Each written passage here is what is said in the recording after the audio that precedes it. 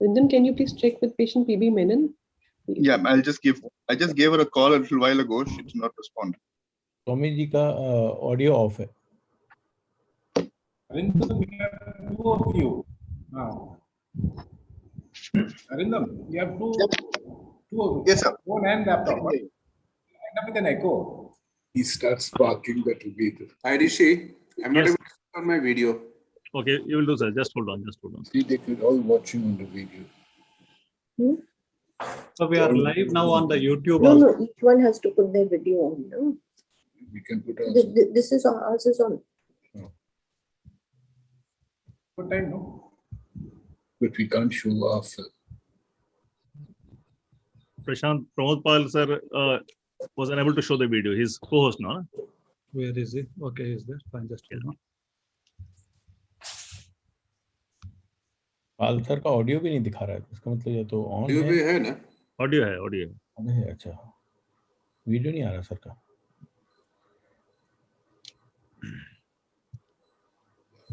Yeah, he's there. I Good think it's morning, Dr. Pal. 10:54. In 5 minutes time will be on. We'll start right on time. Then I'm being able to see my video. Prashant, Swamiji's video also is not on. Where is that? Audio video दोनों नहीं आ रहा। Swami No, Athapriyananda. they have to put it on. I think from my side it is clean. Okay. Mine is also stopped because the host has stopped it. Hi. Rukmini. Yeah, Rukmini, can you put on your video? I can't see now the videos of Charu, Nagendra Singh, Arindam is there one of the videos, and Swami Athapriyananda's video is not yet on. Just can you check out any issue with the video there by any chance? Hi, Charu.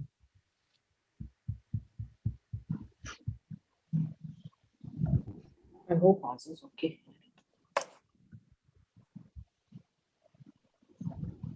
Gole Swami.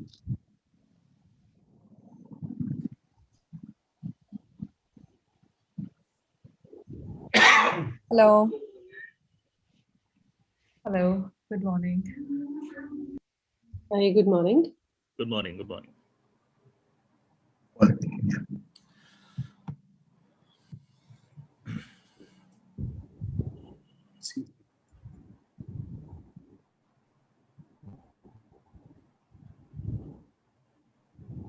When you were talking, you would come like that. Huh? See, that's.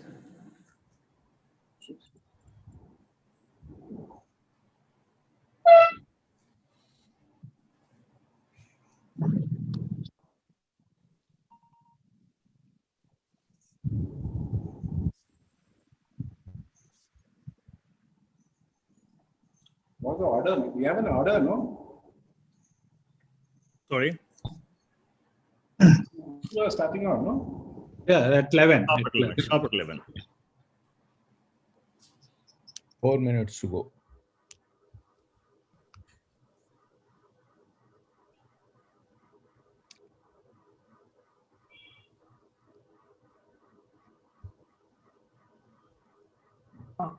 Today, more Parkinson's disease.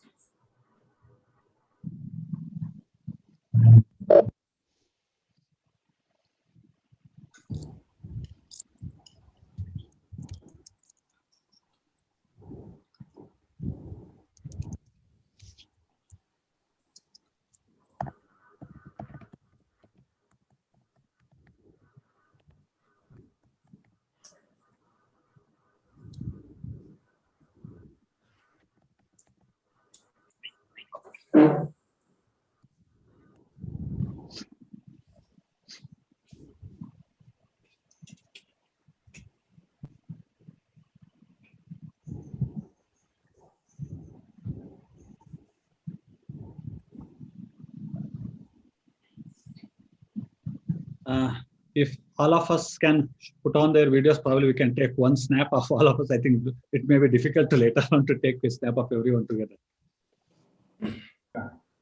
Yes, Rishi is there, Sanjay is there, Okay. I'm not able to start my video, Prashant. Sanjay? I'm not able to start my video. No, but we can see your smile. Keep smiling. I wonder how you are able to see my smile, Dr. Binay. This is called personal connection, man. Beyond Zoom. But Prashant, can you just help me in starting the video? Just click the button. No, I was clicking, but it's saying you are not. Yes, Now we can do. Yes. So Chant is laughing. He has all the keys.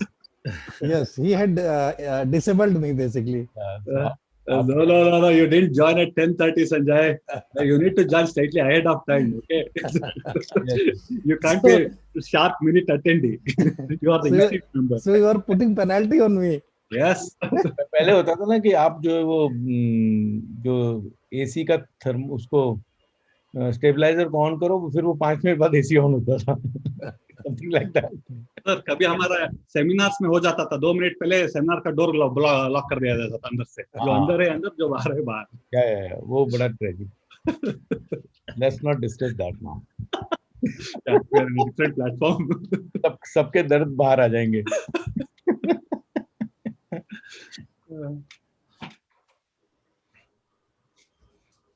Yeah, we are live on YouTube also. Yeah, we are live on YouTube. I think people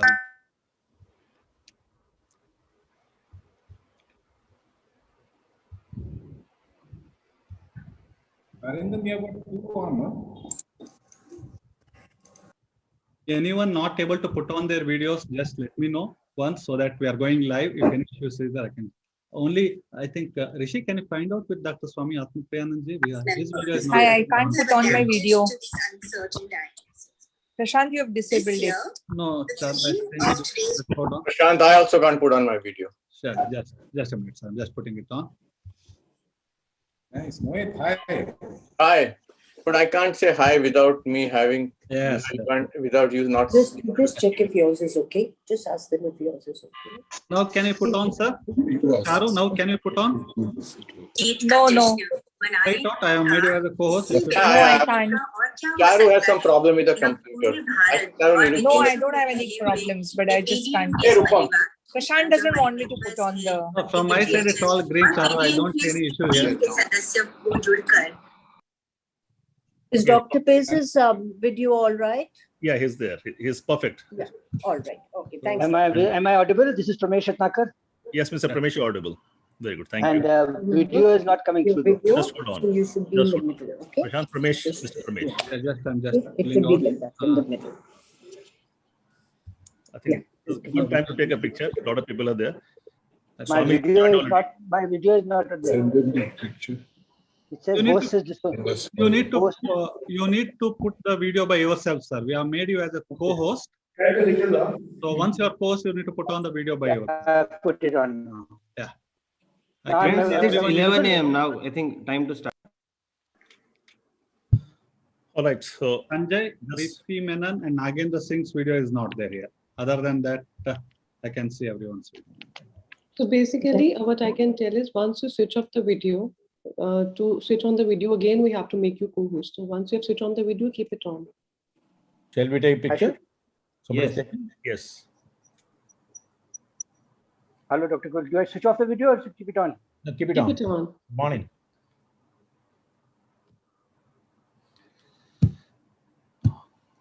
All right. Yeah. You didn't tell us to smile. Yeah. Okay. Just another one. Come on, you have to give us a warning. Who's taking one more time? I don't think we can have all the snap in one video. Rishi is the boss or Prashant is the boss? How does warning make us smile? Come on. Smile, everybody. Prashant, come on, smile. Yes, there we go. Come on, laugh, everybody. Ha ha ha ha. There we go. All right. Okay, fine. I think we'll go on to the. Just let Arindam. All yours. Good morning, everyone. I'm Dr. Jaslaveen, and on behalf of Human Disorders Society of India, I welcome you all to today's event of MDSI Founding Day and World Parkinson's Day. Every year, 11th April is celebrated as World Parkinson's Day, and April month is celebrated as Parkinson's Disease Awareness Month. This is in remembrance of Dr. James Parkinson, who was born in April 11th, 1755, who gave us a first detailed description of Parkinson's disease. Let me share my slides. The first detailed description by Dr. James Parkinson was an essay on the shaking palsy in 1817. Therefore, since then, we are celebrating in remembrance of Dr. James Parkinson's 11th April as World Parkinson's Day. Parkinson's disease is a long journey in which patients, their families, their caregivers, and the doctors, we all are together. And here we are today again to celebrate this never dying, never tiring, indomitable journey in support of PD warriors. I welcome Dr. Rishikesh to open this event for today. Thank you, Jaslavin. Thank you, Arindam. Good morning, everybody. Namaskar. On behalf of Movement Society of India, I welcome you all. Today is indeed a historical day, a day to remember. Exactly 7 years back on this day, MDSI was born. It was a matter of chance that MDSI was registered on World Parkinson's Day. This was a coincidence, but such a relevant coincidence, because one of the major goals of MDSI is to create advocacy for Parkinson's disease patients. Whatever we do in academics, in clinical care, in research, everything is directed towards the welfare of patient and caregivers. So it's a privilege for us to sit together with patients on this historical day and interact with them. I welcome two of our special guests, Swami Athapriyananda, a doyen of academia and philosophy, and legendary Dr. V. Space. You'll hear from him. I welcome our patron, Dr. Bhim Singhal, who will be joining us soon. It's a privilege to have past presidents of society, Dr. Madhuri Vihari, Dr. Uday Muthane, Dr. Kalan Bhattacharya, and Dr. Vinay Goyal on this panel. Thank you, sirs and madam, for constant support. We are missing Dr. S.K. Das on this day, past president of society, who left us prematurely. I welcome Dr. Pramod Pal, whose vision and act of perseverance led to the birth of MDSI. I also welcome you, Meenakshi Sundaram, who was my predecessor, who was a secretary earlier, and I have to fill up his huge boots. It is a privilege to have almost all the founding members, past EC members, and present EC members here. What a gathering we have today. And I welcome all PD warriors, caregivers, doctors on the panel, and in the audience. So thank you very much. I'm sure that it will be a fruitful program and enjoy the program. Thank you very much. Thank you, sir. I would like to invite Dr. Rupam Borge, who is the present president of Movement Disorder Society of India, and also a professor in Department of Neurology in Nizam Institute of Medical Sciences. Sir has various achievements, Parkinson's movement disorder dystonia, he has been a principal leading coordinator for Health by Indigo, a joint collaborative project, and he has also given us botulinum toxin for vitis gram, the best of the write-ups on that, and various other achievements. I would like to invite Dr. Rupam Borge to speak few words for this Movement Disorder Society Founding Day and World Parkinson Day. Please, sir. Thank you, Jaslavin. It's very nice to be here in this wonderful association that we have, right from the oldest to the youngest. The person who introduced the concept of movement disorders to me was actually Uday Muthane. And that time we had Dr. Madhuri, Mohit, Asha, Charu, a few. And now we have such a lovely group, youngsters, all the youngsters come in. That includes Rishi, mid-level. I mean, he's not as old as us. So, of course, Pramod was the founding member and the driving force of the MDSI, along with Vinay Goyal. These two are the ones who put it together.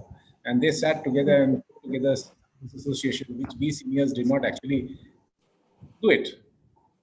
Today, we are able to have this meeting, have many meetings, and look after our patients well, offer them the whole plethora of services, all because we have such a lovely movement disorder society. And I welcome you all to this Founding Day celebration, as well as this World Parkinson's Day. Thank you. Swami? Yes, sir. Good morning, everyone. On behalf of the MDSI, let me bid a very warm welcome to our revered guest of honor, Swami Athapriyananda Maharaj Ji. I also take this opportunity to invite and welcome Professor Bhimsen Singhal, who's been a doyen in the field of neurology across the country and the globe. Welcome, Professor Singhal.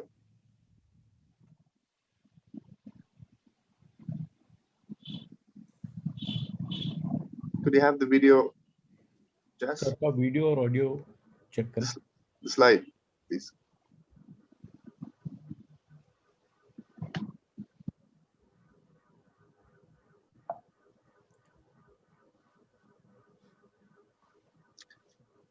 Swami Athapriyananda Maharaji of Ramakrishna Mission Vivekananda University needs no introduction.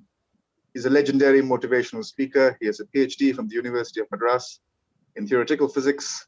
He joined the order of the Ramakrishna Order of Monks in 1978, inspired by the philosophy and the ideologies of Ramakrishna Paramhamsa and Swami Vivekananda. He is director, standing academic and accreditation committee of the Indian Yoga Association.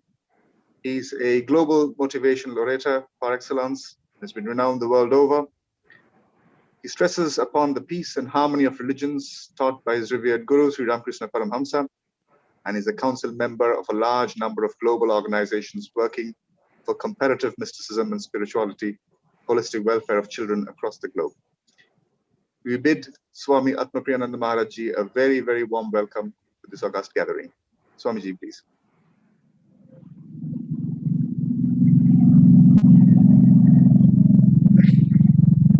With what is called a peace chant, is a Shanti mantra, or universal chants from the Vedas, emphasizing peace and harmony in the world. And as all of us know, we have everything except peace. So we'll begin this global peace chant from the Veda.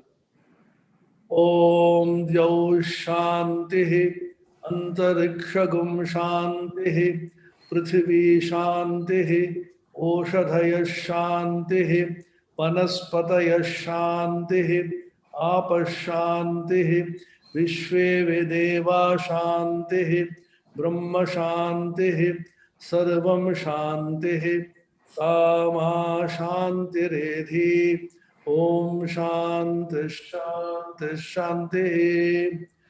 May there be peace in the heavens. May there be peace in the interstellar space.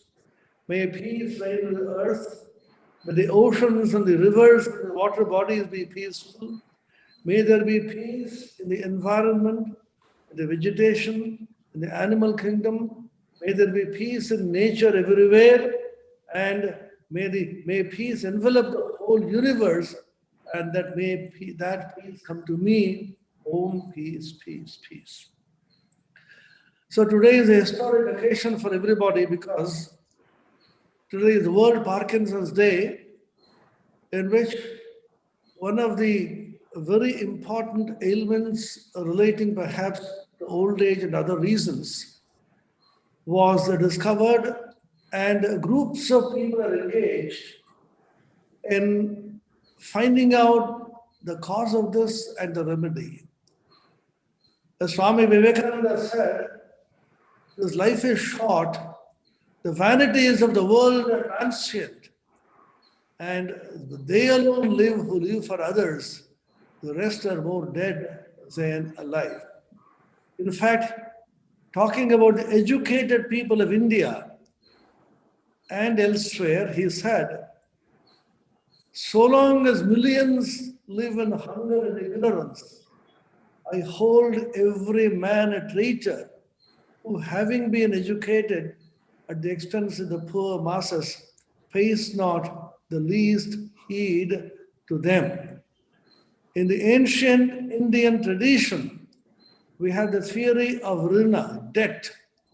We have a debt to society, debt to our parents, debt to our teachers, debt to the great wisdom which we have inherited from all the great men of knowledge, and debt to our environment. And the cycle has to be complete. In the words of Albert Einstein, who said, times a day I remind myself. No, this is okay. This here to here. हमारे इधर इसको. Are you sure? Yeah, इसका उनका frame लगाना पहले पीछे को. Others should please unmute. Einstein said, 100 times a day I remind myself that my inner and outer life depends on the labors of other men, living and dead, and that I shall give in the same measure as I have received and been receiving. The doctors who are engaged in research in Parkinson's disease and those who are deeply concerned with the welfare of patients that are afflicted with disease are blessed that you are given the privilege of serving these people. So I'm very happy to be present here and learn from the doctors and the experts, as well as interact, if possible, with the people who are afflicted with this disease. Thank you so much.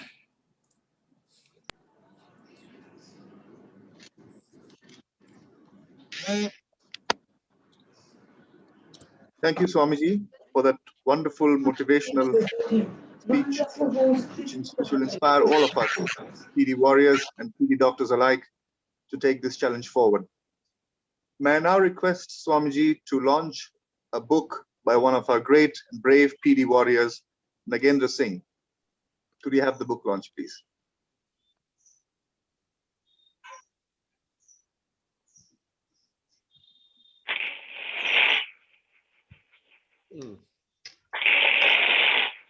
Wonderful book which encompasses the journey of Nagendra Singh called Penumbra Snippets. If you could have the video on the Penumbra Snippets, please.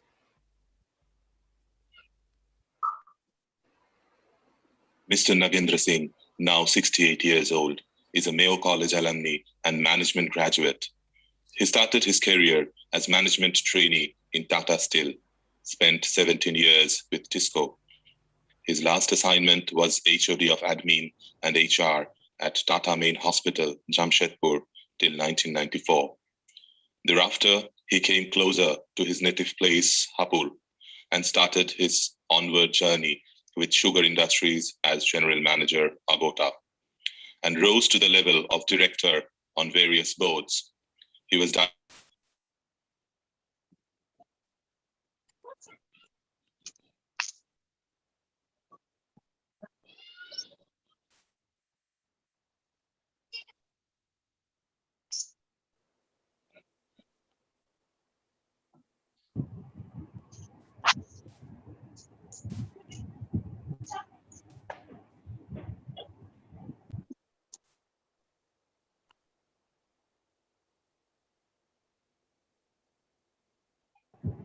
That was a short video on Nagendra Singh's journey as a PD warrior.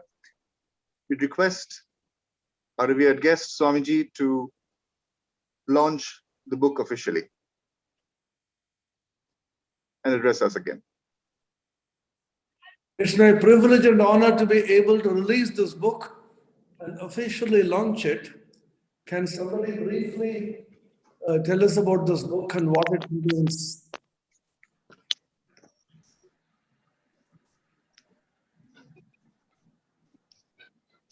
The details of the book will be shared shortly, sir, after this video. The author will himself speak and let you know about the details of the book. It will be in this next video. Playing now.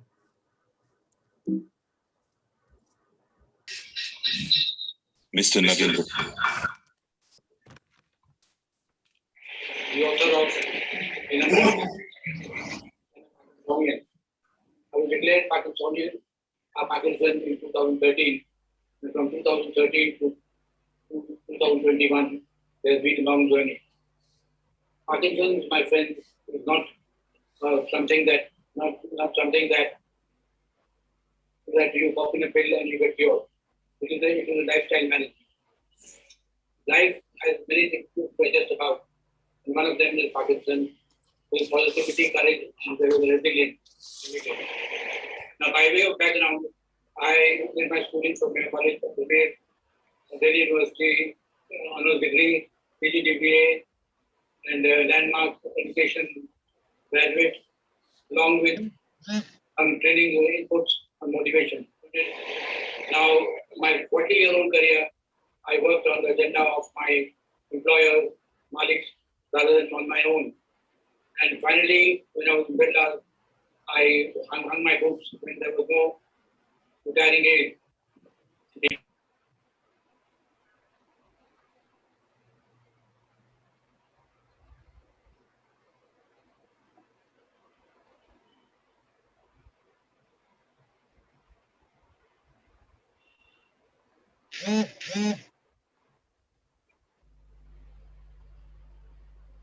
Just Lovin, sound is not coming.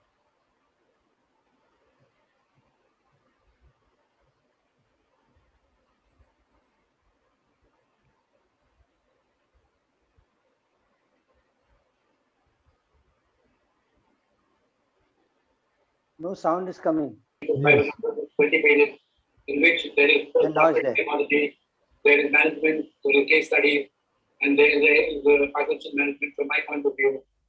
And I talked about Parkinson, and I told you that it's a positive frame of mind that you can tackle it with. And if you have not gone through nature, we have not gone through a sunset, a sunrise, a beautiful garden, lovely flowers, birds and bees, chirping around, you have missed a lot. And what you missed as when you are occupied in any corporate job or any business, you can do it now. Now, as regards Parkinson, if your mind is, if your cognitive senses are in order, it is going to be great, and you can create, and you can do so many things. You can help yourself and help other people. Now, last but not the least, I would like to thank the MDSI Movement Disorder Society of India for inviting me to have my book inaugurated. So, in a nutshell, nature, relationships, something that we neglected earlier, and many other sources of occupying the mind are available, and one should do his best and motivate people and get motivated himself. Thank you. God bless. Take care. Love you. Bye-bye.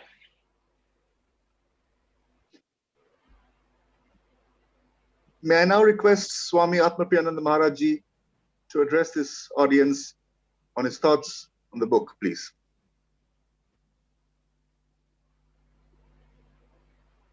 I have not actually seen the book or understood what it contains.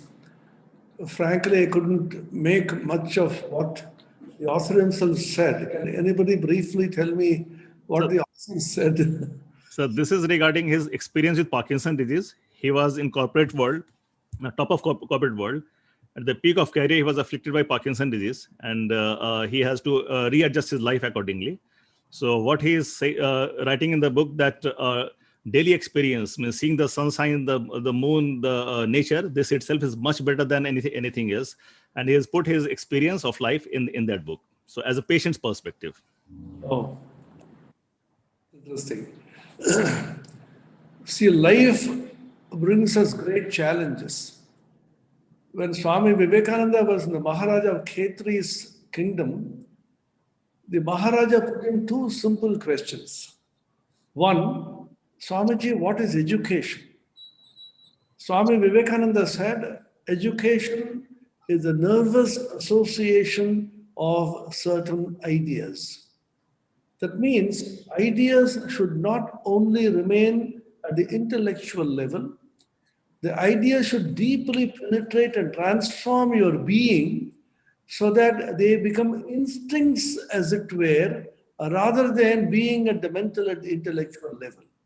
He is an educated person in whom certain noble ideas have entered so deeply, tingling in his veins and becoming one with his nervous system, and completely transformed his personality. Second, Maharaja asked him, what is life? Swami Vivekananda answered, life is the unfoldment and development of a being under circumstances tending to press it down. So look at this definition of life.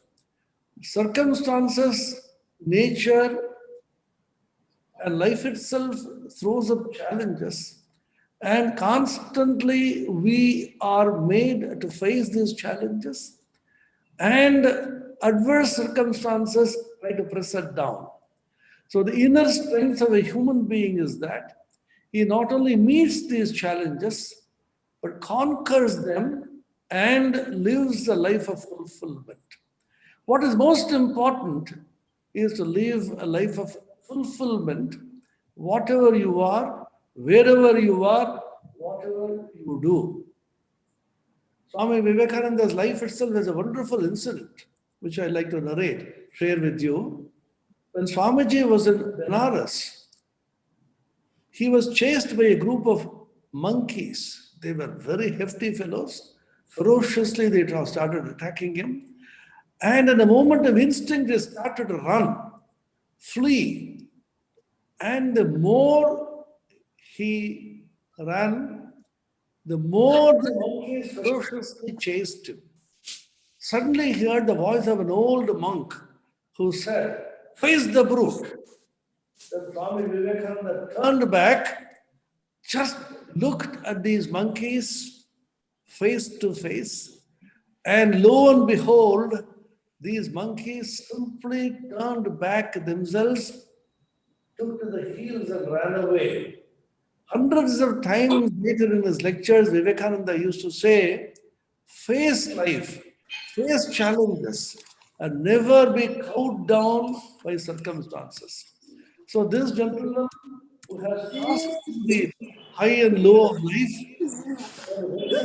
career, and he has risen to a very high professional level of competence, afflicted by this disease, how he saw life, how he enjoyed life, not in spite of, but perhaps because of.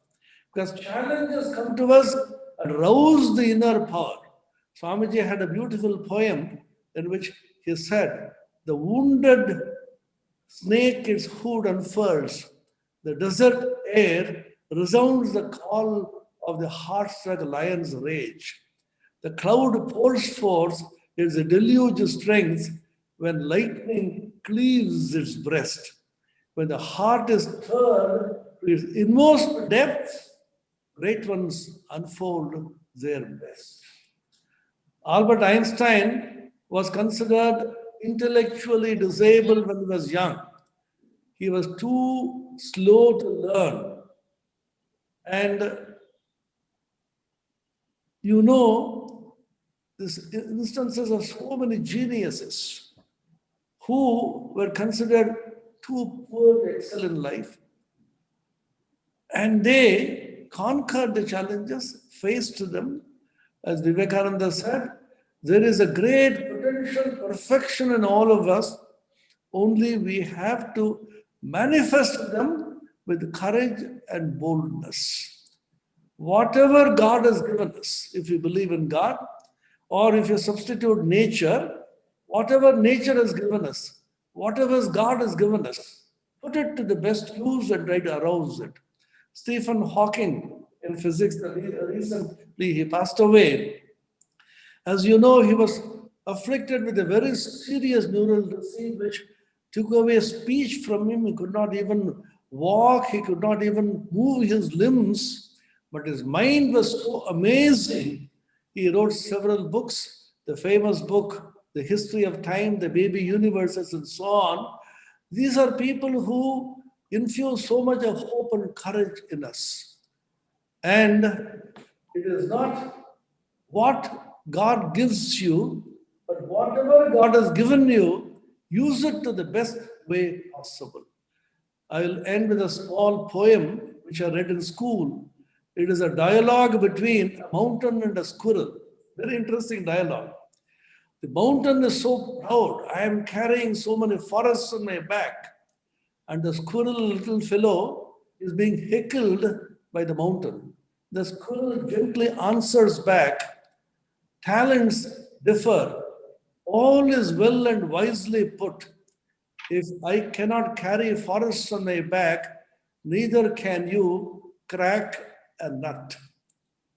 My teacher, when I passed from the school, wrote in my notebook, manifest whatever power and talents God has given you. Use them for the good of humanity. The woods would be silent if no bird sings except those who sing best. Let the cuckoos coo, let the crows also cry, so that the entire forest is filled with the chirping of birds of great variety. Variety is not only to be appreciated, but celebrated.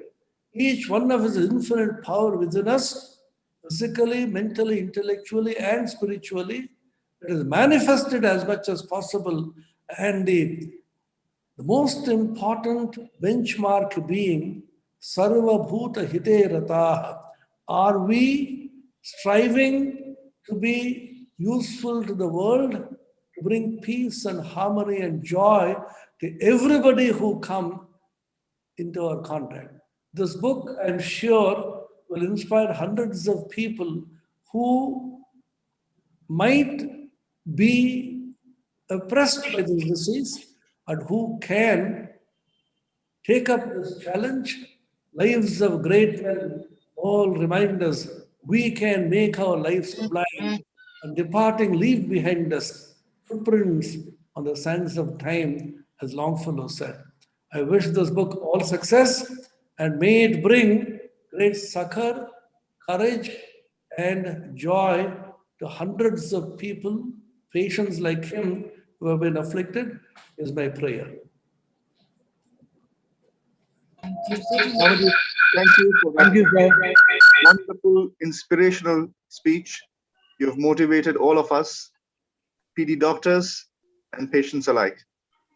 Thank you very much for gracing this occasion on behalf of the MDSI. May I be allowed to convey my gratitude to you for your magnanimous presence. Thank you, Swamiji. I would like to invite Dr. B.S. Singhal, who's on the panel now, to say a few words to all our patients and the doctors here for this MDSI Founding Day and Parkinson's Day, please. Dr. Singhal. I can't start the video. Can you try now, sir? The video can't be started unless you start it.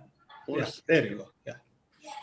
Very good morning, and thank you very much indeed for inviting me to be a part of this wonderful meeting. And great words of Swamiji, really, I really enjoy it. Thank you very much indeed. And I'm very pleased to know that the Movement Disorder Society formed in India, now we have a large membership and the patient care is improving by leaps and bounds. So I'm quite sure that your organization, BMDSI, will do a lot in this field, increase the awareness, and also reach out to the patients with Parkinson's disease and caregivers. We also have a NGO called as PDMDS, or Parkinson's Disease and Movement Disorder Society, founded in 2001, and now we have 65 support centers in 24 states. Our CEO is Maria Barreto, and she has been really invited by the WHO. She's also a co-organizer of the World Parkinson's Congress, and also, I think with the efforts of the MDSI and the other organizations, the Parkinson's disease is also listed in the field of disability. Thank you very much for being a part, inviting me to be a part of this organization. I wish you all the very best in all the things that you do. Thank you. Thank you. Thank you so much, sir, for such wonderful words, for such encouraging words. We'll be now inviting Dr. Vedas Pace. Dr. Vedas Pace is a former Indian hockey Olympian. He's also a medical graduate from University of Calcutta. He was a former midfielder in the Indian hockey team that won bronze medal in 1972 Munich Olympics. He's a proud winner of bronze medal in 1971 Barcelona World Cup and a former president of Indian Rugby Football Union. He's also been a medical consultant for the following sports body: BCCI India, Indian Davis Cup team, Asian Cricket Council, Indian Tennis Association, and All India Football Association. He's also the father and mentor to Leander Pace. I would like to invite Dr. Vedas Pace and kindly say a few words for our Movement Disorder Society Founding Day and the World Parkinson's Day. Dr. Pace, you have to unmute yourself. Get into my speech. I'm glad to see Dr. Singhal here because he was my first physician to teach, to diagnose my Parkinson's and to treat me. So Dr. Singhal, good to see you. I've relocated to Calcutta and I've got Dr. Kumar who now looks after me. But I've got two outstanding neurologists and I'm sure I'll be safe if you use that expression. Okay, first of all, I thank you for inviting me for this webinar on Parkinson's disease. It's supposed to be a motivational talk, and if the same motivational talk is the important factor, then I'm a Parkinson's patient, so I'm with you, all of you who are patients here, and together, as per the Bible that Dr. Singhal gave me 2 years ago, together we can make things happen. Yeah. Now, in the invitation, it says to show them a ray of hope and live better. Now, the ray of hope points out to the fact that there is no treatment for Parkinson's disease at this moment. And so there is an anxiety that once you diagnose as having it, you would gradually pass away. And that's what concerned me initially when I was diagnosed. But with my family backing me and my friends in particular backing me, I realized that whatever time I have, and it's difficult to predict, I can do positive things for the movement. Okay. Now going back to a generational situation. My grandparents died in the early 50s. My parents died in the early 70s. My two elder sisters and my brother are alive and they're in their late 80s. So suddenly the whole geriatric medicine comes into focus. Unfortunately, with the more important diseases like cancer and all, it's surprising that we still don't have a cure for Parkinson's. And so that should be, now that we're distracted with the coronavirus, some pharmacy or some group of doctors need to do targeted research on Parkinson's because it's a terrible disease to have.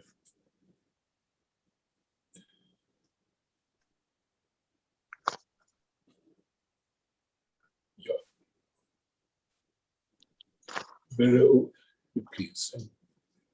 I first experienced Parkinson's disease when Muhammad Ali announced that he had Parkinson's. It's a two-edged sword. He by announcing that he had Parkinson's, he took away some of the mystery from the disease and became a representative. But the negative side of it was that if Muhammad Ali had this disease, then what chance did we have? He was one of our best sportsmen ever, supported by as much sponsorship as he wanted, and yet he died eventually from it. I remember the moment when he lit the torch for the Atlanta Olympics. He had to shuffle his way to the torch, and also his hands were shaking. But yet the whole stadium and millions outside the stadium gave him a standing ovation because of how he had represented the Parkinson's and taken it up front.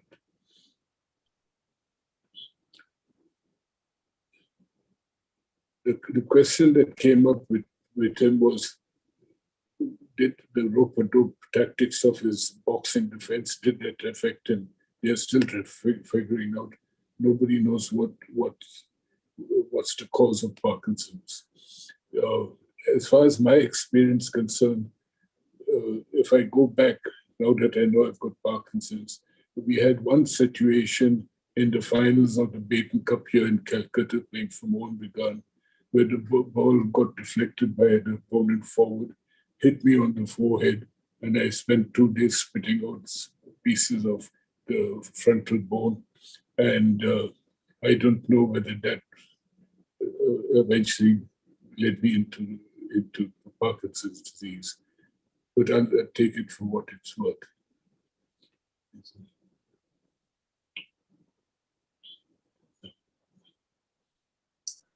I'm not very good at computers, so I have to carry my partner with me all the time. Okay.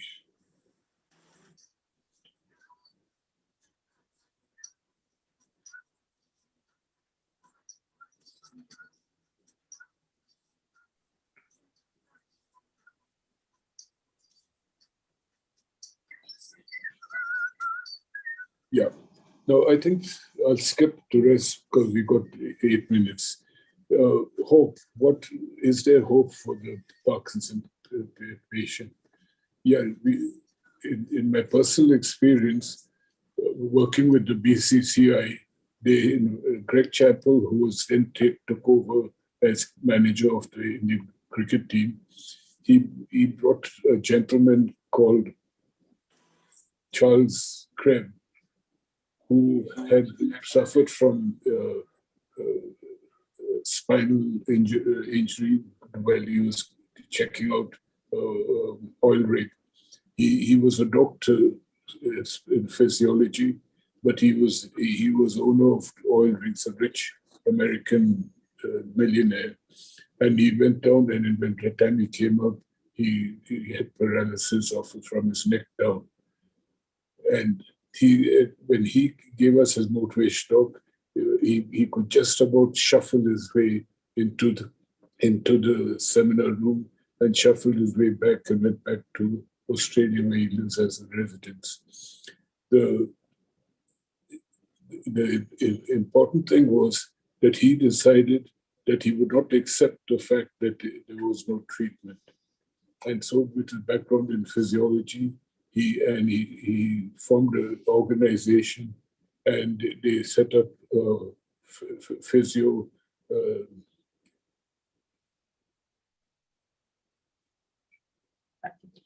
physiokinesis clinic and program. Now, what his reasoning was that for up to 5 years or 6 years, he was bedridden. He had to be fed. He couldn't move his fingers, his toes. Although he imagined he was going through those movements. And then he decided that the best way to get to the injury is to go through the muscles into the spine, into the brain, and then work with stimulating the brain to provide the connect with the muscle. And you would sit for hours, 10 hours, 20 hours, 30 hours, just imagining the muscles weren't moving. He was totally paralyzed. And he continued going, imagining the movement. Then suddenly in the 8th year, he says he felt one finger move. He felt he had his hand up and the hand dropped. And so he got into the program, he moved deeper. And he said that if allopathy is not the mode of curing, then why don't we look at the old parallel medicine, like the Chinese medicine and other such medicines. And so he brought in the Chinese acupuncture and certain drugs that were 2,000 years old. And I spoke to him yesterday, taking his permission that if I could address your program onto the seminar. And he was superbly helpful. And he sent us a video. You can't imagine, he's talking to you all. He spoke to me like I'm speaking to you all now. There's no residual damage. His speech is perfect, his brain is perfect. And now he's started 2 or 3 clinics. He's settled down in Australia. and so he's working on helping people. Not his specialization is not so much Parkinson's, but the injury side of the spinal cord and the brain. But he hopes that he can make a packet and pass it on to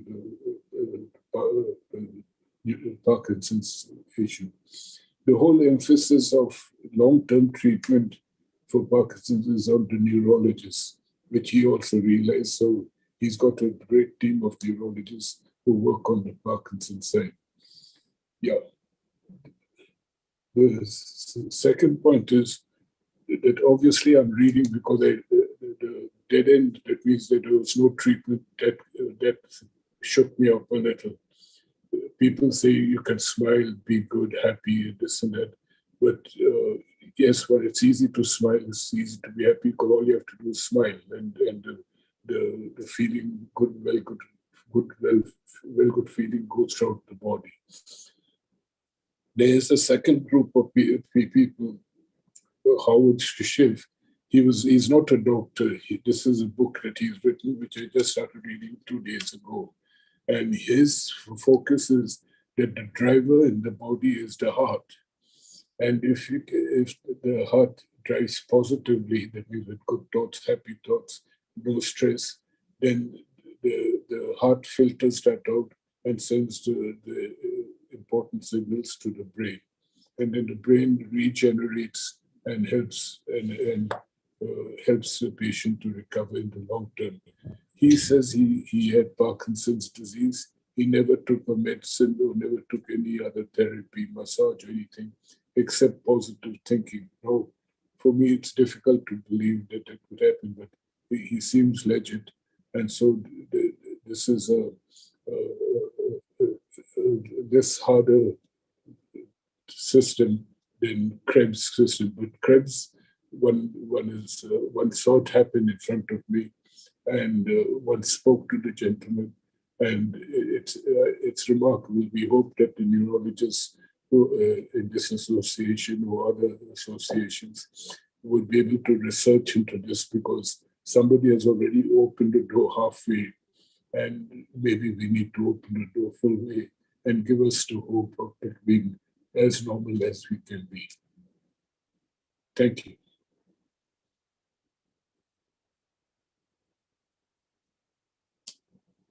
That was a beautiful speech, sir.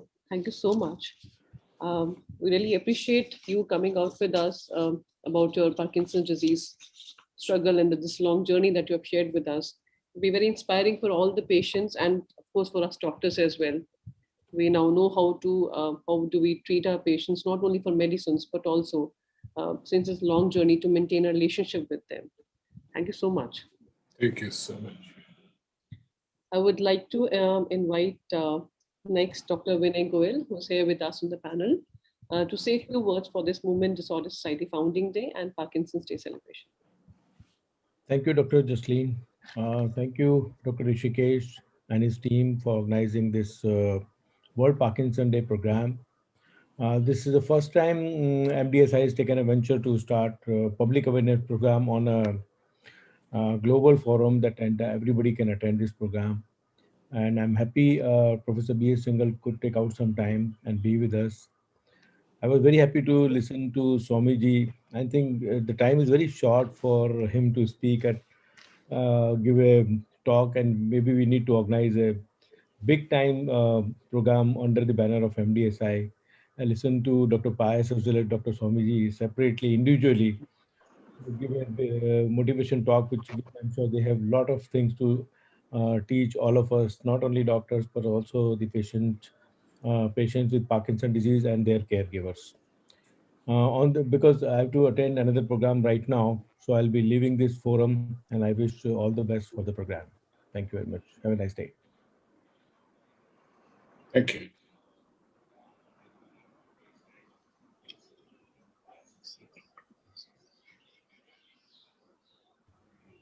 Jasleen, you are muted. Thank you so much, sir. Dr. Venegal, thank you. Now, I would like to invite Dr. Space again for the book launch, our next book, that is Destination Unknown, by Mr. Rajiv Gupta.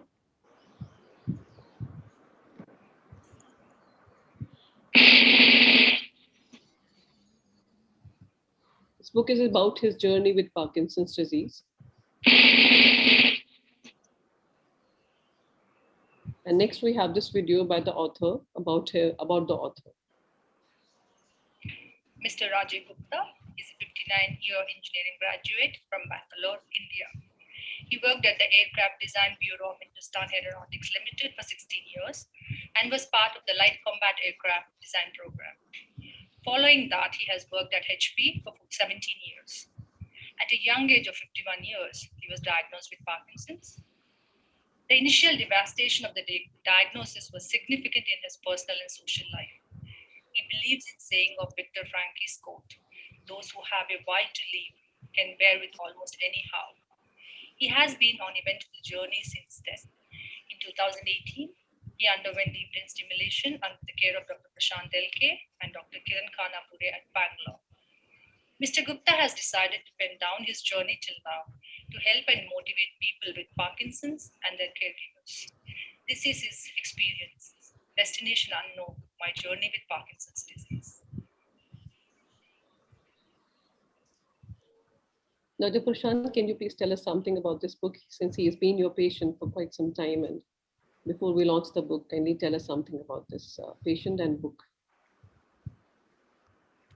Hi, I think Raju has been a very active member of the movement disorders group here in the Parkinson's disease. He's been very voracious writer, voracious speaker. He wanted to pen down. He asked me when the thing started to happen, why there are no Indian books on Parkinson's disease. We are having so many books from across the globe. So many people have written about these books, and why we do. So he has decided to pen down his experiences, his thought process on the book, and that has culminated as an probably Indian way of looking into it. And a lot of people are attaching their disease, the Indian way of looking into the Parkinson's disease, into this. Probably it's a must read for everyone, those who are patients of Parkinson's disease, caregivers of Parkinson's disease, or those who just care about Parkinson's disease. Gives lots of insight. Probably his inputs into the book would be more appropriate. I think you can get some of his words down there. That is a nice way to go. Thank you. Thanks. Now I would like to invite Dr. Ray Space to say, formally launch the book, This Destination Unknown, My Journey with Parkinson's by Mr. Rajiv. So please. Launch the book. Yes. How do I launch the book? You can just tell that officially you are launching the book for us. Okay, sure.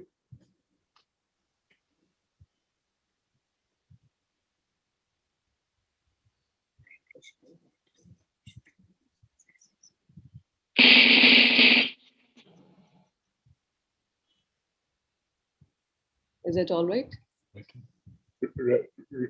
Rajiv, it's a great service you're doing in the motivational aspect of Parkinson's disease. I wish you all the luck. And anytime you want to exchange notes or ideas, you can always get in touch. Thank you. Thank you so much. Now I'll be sharing author's video in which he'll be sharing his thoughts on his book.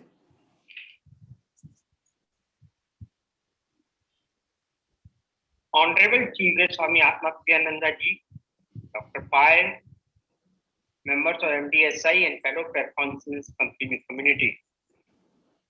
It is indeed an honor to share my experiences with this esteemed audience. My sincere thanks to MDSI and Dr. Chant to give me this opportunity. Sir, the thought of writing this book came to me when I was recovering from DBS surgery. Just after my diagnosis, I wanted to read how other patients who have gone through the same path have coped with it. I was hoping that someday someone will write. Then it occurred to me that someone could as well be me. Why wait for someone else? I do hope that many more patients will come forward and share their experience. Let me share just one feedback about the book from Mr. Rajiv Chandra, who is a PD patient for the last 7 years. I quote, I find myself getting into Raji's shoes as it deals with the same apprehension, same fears, and same beliefs that underscore a newbie struggling with Parkinson. It immediately strikes a chord, and you get a comforting feeling about someone who has treaded the same path, looking for light at the end of the tunnel. It gave me new hope and optimism with a grit to fight. Unquote. Even if one patient relates to my experiences in this way, I get my reward. Writing the book also worked as a catharsis for me. I discovered new things about myself and especially about my relationship with my wife and care partner, Renu. Let me read one passage from the book. It is from the chapter Care for the Care Partner. I quote, when I was diagnosed with Parkinson's, she put her head down and got down to my care, ensuring I take time, encouraging Do I feel the gratitude? Yes, I do. Do I express it in words? No, I don't. Not enough in that case. Unquote. While writing this passage, the enormity of her role and support dawned on me. I remember getting up from my desk and hugging her, my eyes moist with gratitude. This is one fond moment I'll never forget. Hope and despair run in parallel throughout my book because that is the truth of our life. In the end, hope must triumph because that's the spinning force. Let us celebrate this beautiful life one day at a time. Thank you.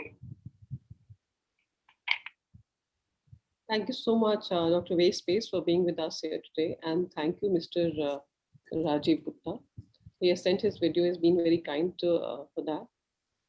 Next, I would like to invite Dr. Madhuri Bihari to kindly say a few words for our founding day and this World Parkinson's Day for the patients and all the other experts here. Dr. Madhuri. Thank you, Just Leveline. It's a great pleasure to be on this platform today and to be talking to everybody, including Swamiji, Dr. Pace, and other members of the MDSI. And I'm sure there are a lot of people who are affected with Parkinson who are watching this program and participating in it. This MDSI was a brainchild of, as we all know, Dr. Rishikesh, Dr. Paul.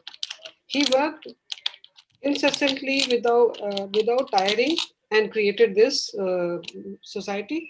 Though we have all of us have been very, very keen. We have a subsection in the IAN, and we all wanted that the movement disorder section should have its own society. And we all worked for it. And thanks to the great pains taken by Dr. Paul that we have this society now. And on this day, which happens to be the World Parkinson's Disease Day, and also the birthday of Mr. James Parkinson, we remember the disease and the people who are affected by the disease. And we like to tell them that we are with you. We will take care of all your problems. And we want you to celebrate each day as it comes. And I have few of my patients, and Mr. Pramesh is also joining us here in this program.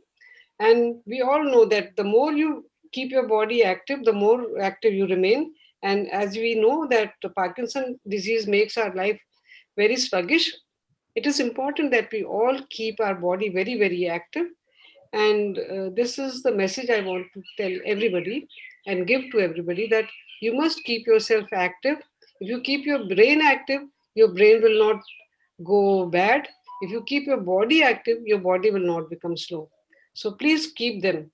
Keep working on these two parts of your system and you'll be okay. So with those words, I would like to thank you.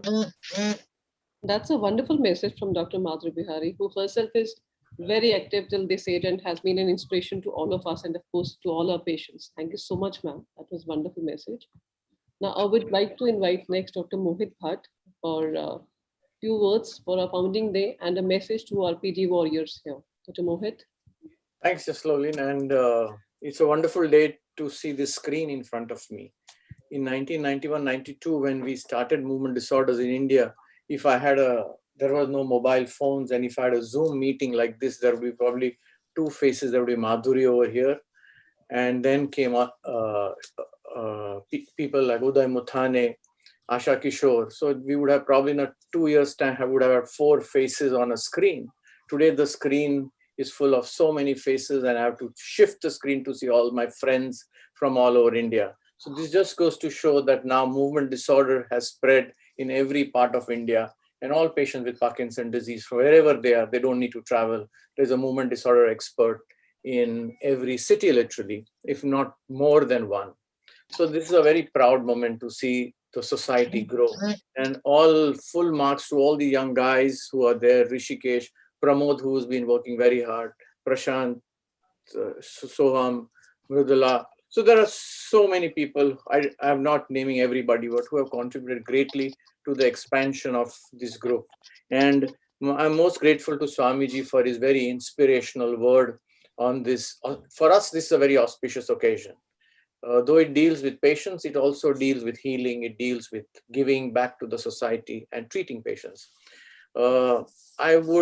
The first society, actually, lay society in India was started by Mr. Divakar Dev. I don't know if you know him, he's no more, but Divakar Dev was a chemist in Cochin, and he had a pharmaceutical company, and he was a chairman, and he would make this levodopa liquid form and give it to patients free of cost. So patients who line up at his house get a bottle of levodopa. And this is many years ago, I'm talking of the 90s. So Divakar, and he started a lay society, and he would have a meeting in Cochin every year. And I have attended some of his meetings. So I think the society, literally the patient society in India, one of the first one was by Mr. Divakar Dev. This is just for historical interest. And I hope that this organization becomes so big that we need to scroll the screen 10 times before we see all members of the organization in the near future. And there's one last word for patients. I think everybody will talk about patients, but you cannot underestimate the importance of a caring relative, caring spouse, caring family member. So I think this day is not only for patients, but it's also for their caregivers, because with Parkinson's disease comes all the responsibilities and all the difficulties which the whole family goes through. And the patients who win the battle are the ones who have a supporting family. And so the importance of a supporting family, supporting friends, supporting companies which will employ people despite Parkinson's disease has to be recognized. And that's all that I have to say today. Thank you so much for inviting me. I'm most grateful to be here. Thank you once again. Thank you so much, sir. That was a wonderful piece from the history, as well as a nice message, like you said, that there's a journey that we all travel together with the patient, caregivers, family, and the doctors also. Thank you for the lovely message, sir. I would like to invite my colleague Arindam now, so that we can share our PD warriors stories and videos now. Arindam, please take over. Ladies and gentlemen, it's a great pleasure in welcoming our PD warriors, men and women who fought Parkinson's disease, succeeded, and lived their lives. The first of our videos will be from Mrs. Vidya Krishna.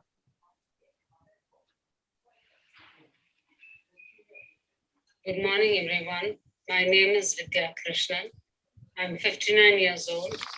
I'm a patient of Dr. Rupam and Dr. Rukmini. And I thank the MDSI for giving me this opportunity to speak before you and share my experiences. My association with Parkinson's started 20 years back. I call it an association because I don't want to say I'm a patient always. I'd rather say that I'm a healthy person living with Parkinson's. Well, 20 years ago, in 2002, almost, my Parkinson's was diagnosed as being juvenile Parkinson's. It's a young onset Parkinson's. The symptoms are tremors, stiffness of the hand, and not swinging of the arms was absent. I was taking treatment with a neurologist in Chennai at that point of time. He's no more now. And the medication continued and life was becoming difficult. 2008, I underwent a DBS surgery after meeting a lot of patients who had undergone the surgery themselves. And then I was convinced that that was the only path for me, which would, I had a family, I have 2 sons, and I had to do a lot of, I had to carry out my responsibilities. So DBS seemed to be the only solution. I went ahead with it, much against the wishes of the rest of my family, for it's an invasive surgery. And I'm thankful I went through it, because life after DBS changed dramatically. Earlier, I never used to attend parties. I used to be scared of the dyskinesia which was caused and feel embarrassed as well. So after the DBS, the dyskinesia reduced, and obviously the medicines had reduced, and therefore the dyskinesia reduced. And I felt much better, was more confident. I'm a teacher by profession, so being normal, I mean, I felt I was normal, allowed me to take up my job again and mingle with people, and I still teach. It helped me a lot.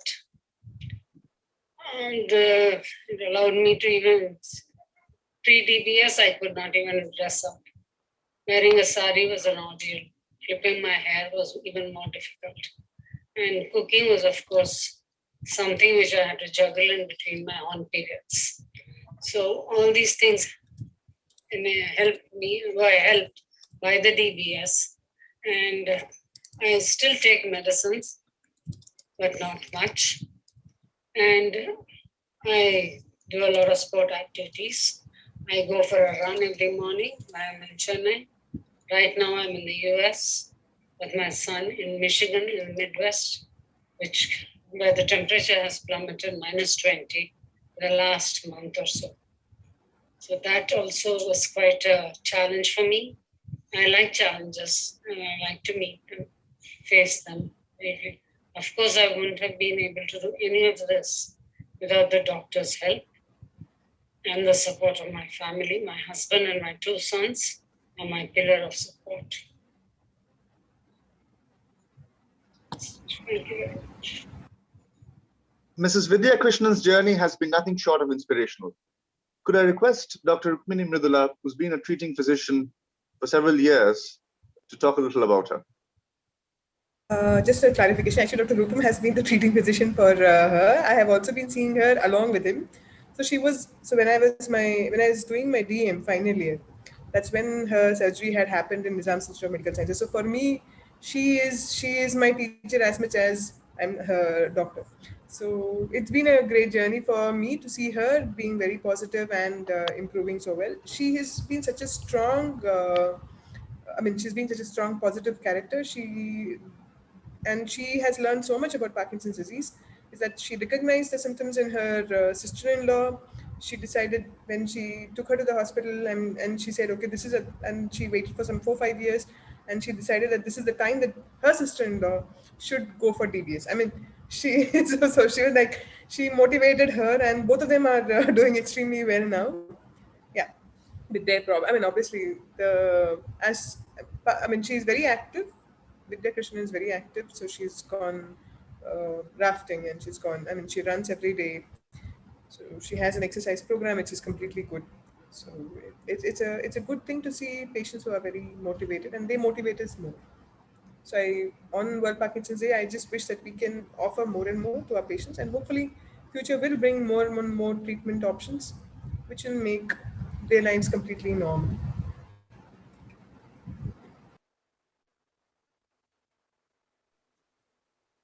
Thank you, Dr. Rukmini.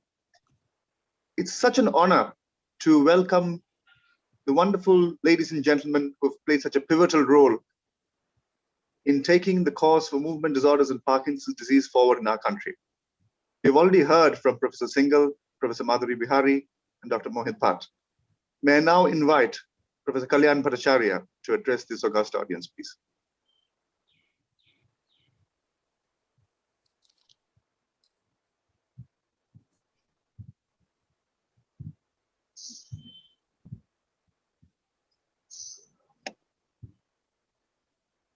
Dr. Kalyan Bhattacharya, please.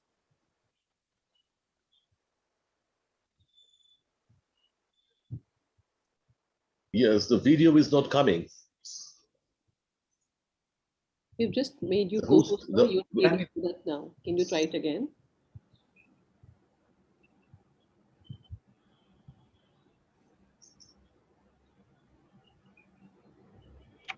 Yes. Yeah. No.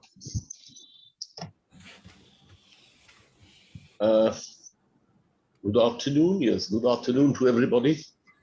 And particularly, I would like to thank the organizers for asking me to say a few words. Professor Singhal, sir, you are here, and all my friends, and I have something to say about Dr. Pays here. It will not be possible for him to recall, but in the mid-1970s, two of us played against each other in a cricket match at Inauguras while he was there. But by that time, he was a celebrity, so I knew him, but he can't recall me, understandably so. But it's nice to see you, Pays, again. Anyway, about this movement disorders, Society of India, many things have already been said, and many things will be said again. But I would like to drift from the way the things are progressing. I would rather like to inform, because of my intense interest in history of medicine, a few things about James Parkinson. He was born certainly today on the 11th of April in 1755 in the southern part of London, in Shoreditch, Hoxton Square, where he worked and where he lived till his death. And his house, unfortunately, is now being converted.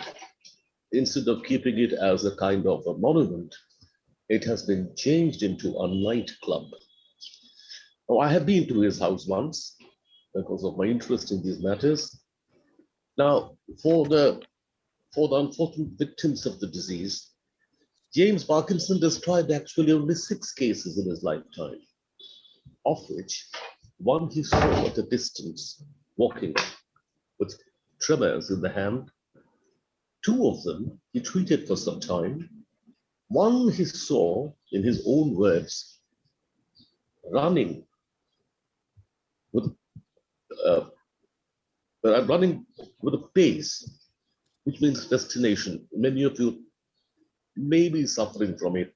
Walking very fast, destination is a sign of this disease. One he treated for abscess, who incidentally had Parkinson's disease. And the last case is of great historical importance, interest, that patient's Parkinsonism and tremor was abolished following an attack of stroke. And this has been proved later. Well, in 1953, one surgeon, Irving Cooper, accidentally damaged an artery. I'm not into the technical details of that. And the Parkinsonian tremor was completely resolved. So that's it. 2 more things I would say about him. There is no verified portrait of James Parkinson. No verified portrait, even in the National Art Gallery. There are 3 photographs you will find in the net. And the one which is most commonly shown lived more or less at the same time when James Parkinson was there. But that gentleman happened to be a sailor. He is not our James Parkinson. There's another James Parkinson, more or less at the same time, but he was a dentist. The only verified portrait, quasi-verified, I would say, which is treated as possibly the most authentic photograph, It was sent to me by my good friend Rishikesh. It's a painting where James Parkinson in a village is telling something to a group of gathering. And below that, it's captioned, "The village physician," a portly man with a best description of the man comes from a friend. And mind you one thing, James Parkinson was a great paleontologist. He wrote a book in 3 volumes, Remains of an Organic World. He was a founding member of the British Paleontological Society, along with somebody, his name was Gideon Mantle. He gave a description of the man, which is taken to be the most verified, sacrosanct description of the man. He was a short man with a protuberant belly and was always eager to impart whatever the patients wanted to know from him. So that is James Parkinson for me. He wrote his book, an essay on the shaking palsy. Many people forget it's an essay on the shaking palsy in 1817. 200 years completed a few years ago, and there was a big meeting organized by the British Medical Association in London. And this book ran for 66 pages, and it had 5 chapters. I have a copy of the book with me. And in the history of medicine, till date perhaps, no better clinical description of a disease has been described. Closest to that possibly comes Huntington's own description of Huntington's disease, but James Parkinson's description, not a single word can be changed. It's so correct, so perfect. So that's James Parkinson's description. On his birthday, I pay my tribute, I salute him. And I wish all the victims, unfortunate patients in different parts of the country, that you'll get at least some symptomatic relief. It's true that we don't have very good medicines yet. I mean, all the medicines that we use are only to relieve the symptoms. There is a concept of neuroprotection. We are trying to protect the substantia mind, where many of you know that term, from where the disease starts because of cellular loss. But not a single disease can really protect it. There are a few candidates, but extremely doubtful, controversial. But mostly we are trying to address the symptoms and signs. And then comes the non-motor problems, which have been already described. Just alluded to, like sleep problems, fatigue, anxiety, depression, dementia, bladder problems, constipation. None of these drugs really help. That's another problem of treating Parkinson's disease. So with these few words, I wish all the Parkinson patients a brighter future. You are all in very good hands in the country. And thank you all very much for giving me the chance to say a few words about James Parkinson. Thank you all very, very much indeed. Thank you, Professor Bhattacharya, for enlightening us. It's wonderful to listen to you always. Could I now invite Dr. Pramod Pal, editor of the Annals of MDSI, to address this august gathering, please. Professor Pal.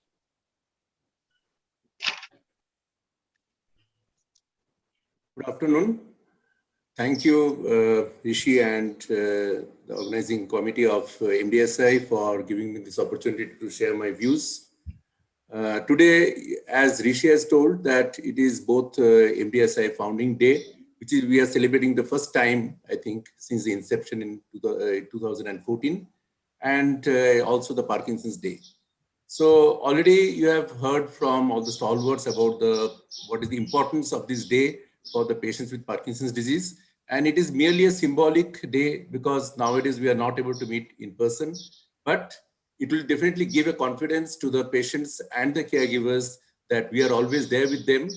And at any point with WhatsApp or email or everything, they can ask us and we'll be right with them. Just to tell them that this situation for the last 1 year is really taxing. And though we feared that patients with Parkinson's disease will have a lot of brunt of the COVID pandemic, it is not necessarily, because in India, I think we are fortunate that our society, our family structure, helps the patients, and much more than in the Western countries. And fortunately, the patients, our patients, have not suffered so much in the last 1 year. So I am sure that over the next 1 year, next 2022, we will be able to meet in person. Now about the MDSI, which already most of from Professor Singhal, and you have heard from Kalyan, Professor Singhal, and Madhuri Bihari, Mohit, that all it started in the around 2012 or 2013 when Vinay and myself in an airport, we just sitting and chatting, and we thought that it is high time that we have a international recognition of the movement disorders, what we are doing.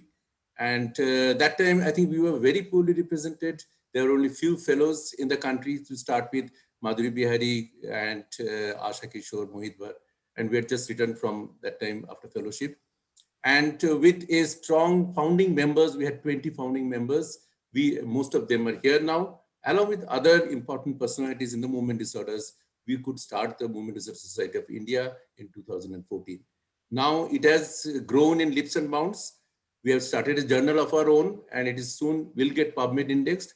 And most important is that the MDSI has become an affiliated member society of the MDS, the international MDS, and we have got the recognition we wanted. And it is now our next generation to take it forward. And it is not only Parkinson's. Parkinson's disease definitely is a treatable condition of most of the movement disorders, and we celebrate it as a Parkinson's Day. There are many other disorders in the category of movement disorders which are equally devastating, more devastating without any treatment, like ataxia, Huntington disease, dystonia, etc. And it is the onus on Movement Disorder Society of India to also look into these disorders, maybe appropriate particular days may be designated to them, at least few other disorders, so that along with MDSI Foundation Day, we can also take care of the other disorders which are equally devastating. And I'm sure the Parkinson's Disease Day will always go in the history because of James Parkinson describing in 1817 and his birthday is today. And I'm sure that the MDSI will have a very great role as well as future in India, and it will gain much more recognition in the international platform. With these few words, I thank you all again. Thank you. Thank you, Professor Pal. We now move back to our PD Warrior session. We have a brave warrior amongst us, Mr. P.B. Menon. We'll hear from his daughter-in-law about their difficult but life-changing journey with Parkinson's disease. Could we have Preeti Menon addressing us on behalf of her father-in-law, Mr. P.B. Menon? Thank you, Dr. Ghosh. Well, I'm sorry I can't put on my video. I have some technical issues at my end. But I would first like to thank MDSI and Dr. Meenakshi Sundaram, who has given me and my father-in-law the opportunity to express our views, our experience with this whole journey of Parkinson in front of so many learned people in the form of doctors, Swamiji, and some new friends whom I can see on the screen. Well, Parkinson's, this was an unprecedented word for me and for my father-in-law's vocabulary till a few years back. It is quite natural when this 10-letter unheard word hit out our world. We were very anxious and we were very nervous. Rather, I would say the hell broke in front of us. But I would like to call it out here. It's absolutely normal to feel so initially. And so was even more years back when he was diagnosed, as the awareness, at least for us, was very low, rather nothing, I would say. Today, myself and my dad want to take this opportunity to be a contributor in our own little way to break that stereotype of feeling anxious and scared for this challenge. Perceptions can be dangerous. Actually, it can be dangerous than the disease itself. And thanks to the Google and so many unqualified people preaching around us, which will make us feel low and more or less depressed in many folds, which is much more dangerous and sickening than Parkinson itself. This is one thing which I have personally learned myself. We learned it the hard way, but I want to help all of those who are in that stage of learning to live the new way of life that don't get entrapped with all those false perceptions. Well, Parkinson's, as for me, is a disorder for sure, which will change the way of our living. I will say our living, not only the PD patients living, but the caretakers living life, way of life as well. But how much it changes, it's completely in our own hands. The willpower, the strength, the dedication to keep it going are the best and the proven medicines to combat the disease itself. There will be some compromises which we will be making as a caretaker or the patient will be making as a fighter. But that is no special or different or scary as per me from any other aging problem which we all are bound to have. It's just that linkage we are making it to the disease Parkinson's, and that perception which I spoke about is killing it further. Let's consider them as a regular to our aging process and make some changes in our lifestyle, which not the Google or those people preaching around us, but our saviors in the form of doctors advise us to do. Trust me, it will make it so easy, and suddenly we will find ourselves sailing comfortably. I keep telling my dad, or rather we keep telling our dad in our family, who is a PD patient here, that he's okay, he's absolutely okay. Trust me, we don't tell him just because we want to make him feel good about it or anything for that matter. We tell him because we don't in any way feel that he's not okay.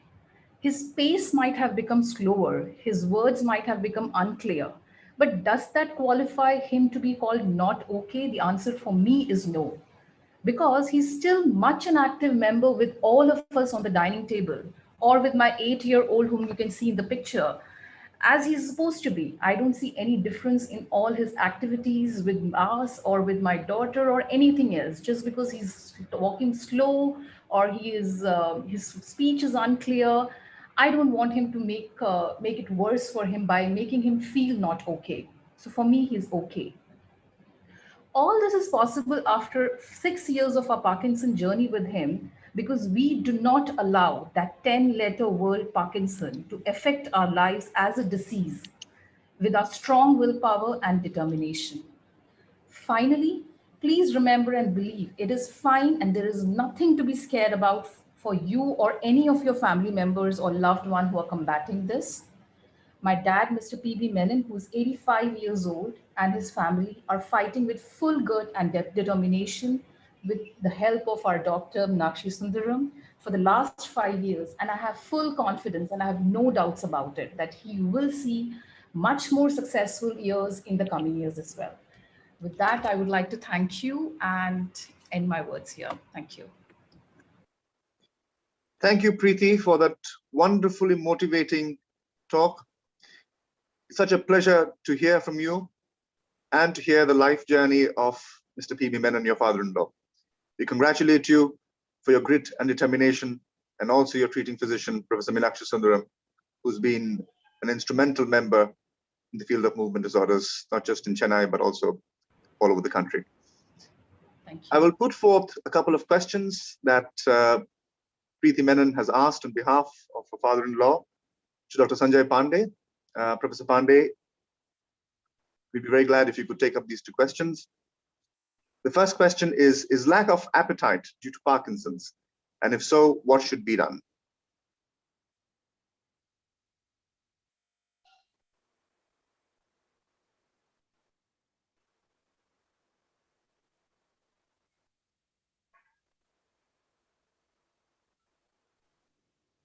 Professor Sanjay Pandey, please.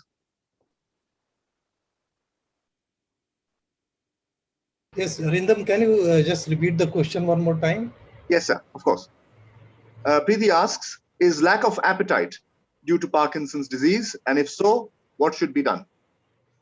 The most common cause of lack of appetite in Parkinson patient, what we have observed, is levodopa intake, basically.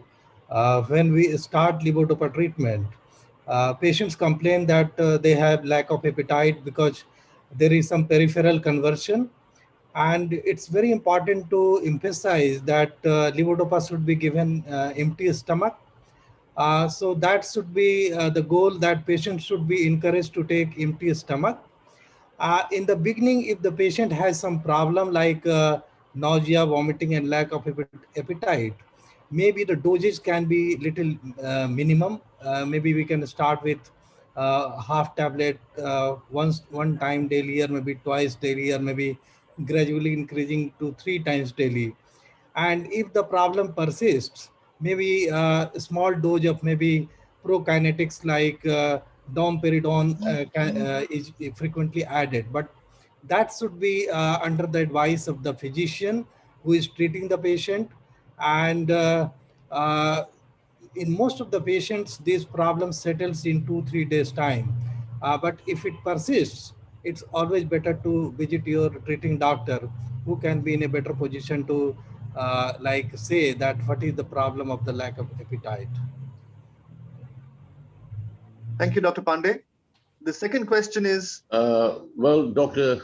Ghosh, can I just say a few words about this? Yes, Professor Bhattacharya. Yeah, you see, whenever a patient with Parkinson's disease comes to me, as a rule, I tell them beforehand that there are 3 issues which possibly will not be able to avoid. One is anorexia, lack of appetite. Number 2, constipation. And number 3 is loss of weight. These are the 3 issues that bother the patients very much. And I tell them beforehand so that they don't get unduly upset or anxious about what all is happening around. Thank you. Thank you, Professor Bhattacharya, for your inputs. Professor Pandey, there's another question for you as well from Preeti Menon. Is there any solution for combating the stiffness and voice clarity apart from medicines? It's always better that you should discuss these things with your treating doctor. But what I have seen that in many of the patients, this speech problem is related to sometime drooling of saliva, and sometime it happens that if the patient has not taken the levodopa dosage, then the speech problem is more. So there is a clear relationship with levodopa dosage. So, if the patient has this problem, maybe that can be discussed with the treating doctor. And if there is some problem, like I said, drooling, that may be associated with speech problem, then that can also be tackled with the advice of the treating physician. Thank you, Dr. Pandey, and also Professor Bhattacharya, for answering those 2 questions from our valued guest, Mrs. Preeti Menon, who asked these questions on behalf of our father-in-law, Mr. P.V. Menon. We have another brave PD warrior with us here this afternoon, Mr. Ujjwal Kumar Jha, who would narrate to us his story of his battle with Parkinson's disease for nearly 2 decades. Could you request Mr. Ujjwal Jha, please, to address this august audience?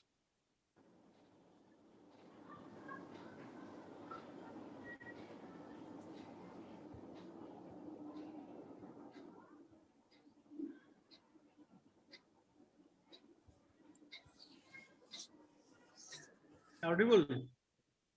Yes, sir. Yes, Mr. Jha, you're audible. Thank you for joining us. Yes, sir. It was the year 2005. I noticed that my left hand is not moving properly. I told my mother that probably I had paralysis. Then started my trace with medical fraternity, orthopedic, cardiologist, and finally neurologist. On examination, I was told that the symptoms were of Parkinson's disease. I was 40 years old. Just started a journey to visit. The visit to doctor's chambers increased. There was a change in medicines and doses every time I visited them. Finally, I found out something known as DBS. On searching the internet, I found that at Jaslok Hospital, Dr. Wadia and Dr. Doshi had done the procedures for more than 100. It was the year 2011. We went to Mumbai and met Dr. Petrus Wadia. We were first taken aback by his laid back posture. during the entire period of briefing by me and my elder brothers. Once we finished uninterruptedly, he came into his being and explained us about DBS and other methods of treating Parkinson's disease. When we left his chamber, we were more than confident to undergo the surgery. We were enthralled by Dr. Wadia's charisma and professionalism. Before going to Mumbai, I met Dr. Rishikesh Kumar, and he too suggested that I should get the surgery done.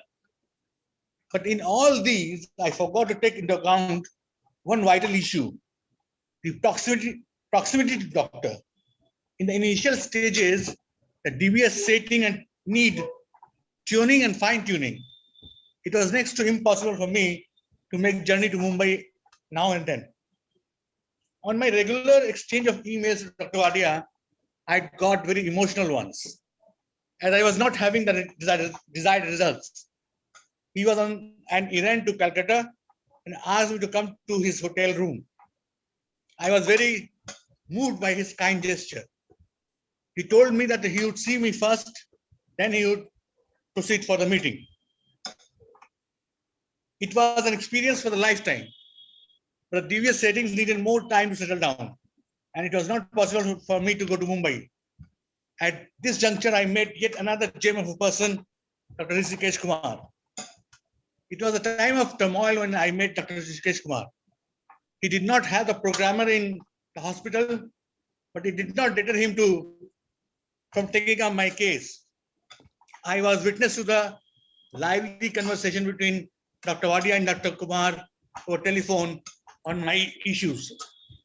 And from then on, I am living with Parkinson's disease as my partner, who would not ditch me even in my ultimate journey. For me, this thought gave me a renewed interest in my life.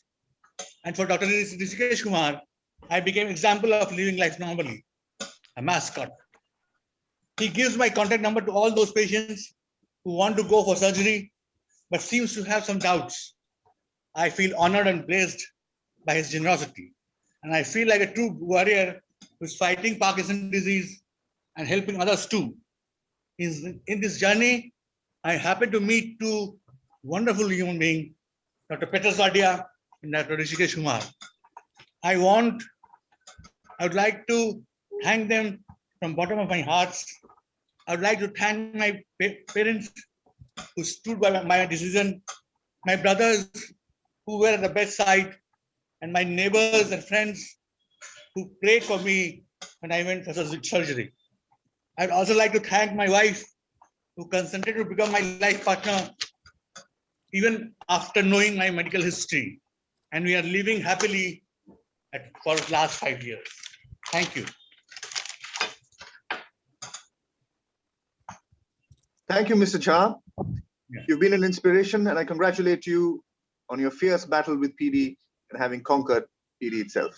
And I also congratulate Dr. Petra Swadia and Dr. Rishikesh Kumar for the constant help they provided you with.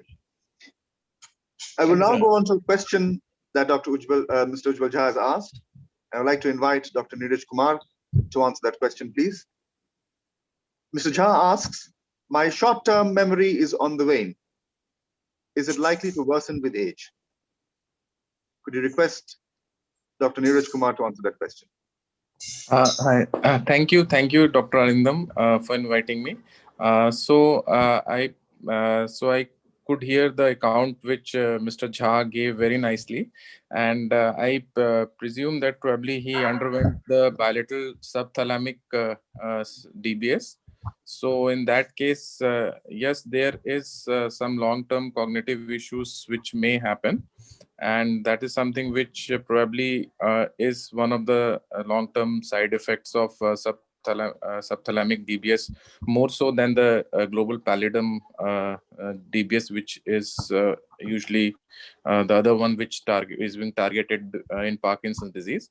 But then I think probably with age, as we age, we do get those occasional short-term memory blips. So probably it will be better if he can get in contact with Dr. Rishi sir or any other neurologist nearby to just get it checked that whether he is really having short-term memory issues, which is concerning or not. So that is one aspect of this, that yes, DBS does have that long-term effect of cognitive issues.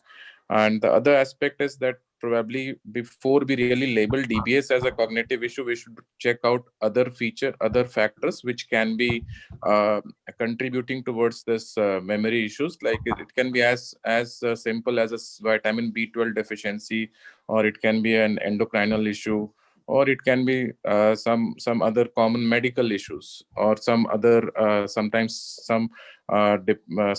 depression can also cause a little bit of memory blip. So probably that these things probably can be checked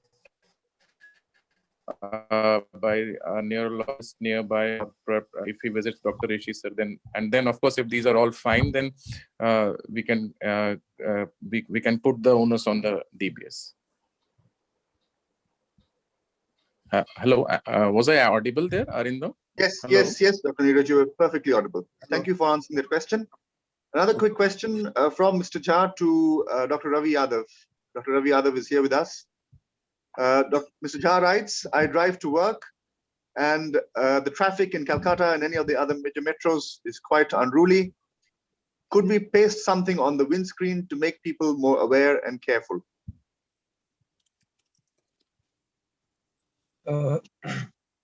Thanks, Dr. Arindam. The last part I missed. Can you just repeat that? Yes, sir, I will repeat that. He asks if it is possible to have something pasted on the windscreen because he drives to work, just to make passers-by and pedestrians more wary and more careful that a PD patient is driving a car. Oh, so here I think I'm not sure, but the authorities have to decide, because duration of the illness and the DBS settings, and also that actually the activities of daily living, what he's doing currently and his cognition status. So that would, if he's driving, that will fall into the preview of the locally existing rules on driving. If he has been doing it safely all this time, then I think that there should be no problem. He can paste that, but like, for example, if some problem happens, then the certification authorities would definitely ask for the fitness regarding driving and all. So obviously something can be pasted, but that will not be able to be saving the persons in case if any problem occurs. So the fitness regarding that driving and all, first that should be judged by the treating physician, and then subsequently this can be definitely be of use. I feel that is my opinion. Thank you, Dr. Ravi Yadav, for helping our PD warrior, Mr. Jha, with that question. I'd like to hand over to my colleague, Dr. Jaslavleen, to carry this recording forward, please. Thank you, Arindam. That was a lovely session with all the PD warriors, very inspiring. I would like to invite Dr. J.M. Bali now to give us a message to all the patients and us all on this MDSI Founding Day and Parkinson's Day. Dr. J.M. Bali, please. Thank you. I hope you are hearing me. Yeah. Now, first of all, I agree with Professor Pal that this society, MDSI, has grown immensely over a period of 6 or 7 years. It's no more a child. It has grown into a young adult, I should say. The achievements have been internationally accepted. And this help of either scientific help or social help, what it is extending to the PD patients, along with other such bodies, is exemplary. And second, the topic today, what it is selected and also conducted over here, it only indicates that what Parkinson's patients require is not just the science behind it, that where is the basal ganglia damage and all that, what we talk generally whenever we talk or write in case of journals.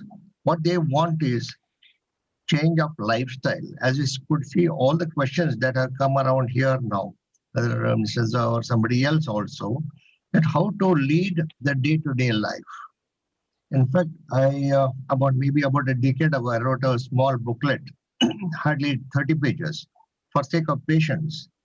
Out of that, only 10 pages I kept for the signs of Parkinson's disease. 20 pages I had to reserve for help to the patients and caregivers. How to wear a particular dress, how to go into the bathroom with a bar, how to walk on the roads, and how to do exercises. Cycling could help, singing could help, improve your voice, and so on. So you become a different person when you mix up with such people. In a place like this in Belgaum, I have written this book originally in Kannada, then it went into English, then Marathi, and all. For the local people, they have followed it, and now they have formed a small groups, 6, 7 people going for walking. Somebody goes with a cycle, and they are happy. They come and say, "Sir, apart from that, your medicines, what you are giving is fantastic. We are happy. We can't make any changes into that. You are the best person. But what you're told about how to live with Parkinson's disease is extremely great. We're very happy." And they form small groups to be very happy more. I think there should be we should, as doctors, as a neurologist, we should concentrate on non-medical aspects of Parkinson's disease, which will be more helpful for the patients. Thank you, Jasloven. Thank you so much, sir, for that wonderful message. I would like to invite Dr. Bhaskar Ghosh next for giving us a message and your views on MDSI Founding Day and World Parkinson's Day. Thank you, Jasloven. So it is a wonderful day today, and I am very glad and fascinated to see so many doctors and patients in one platform, and I am really feeling great.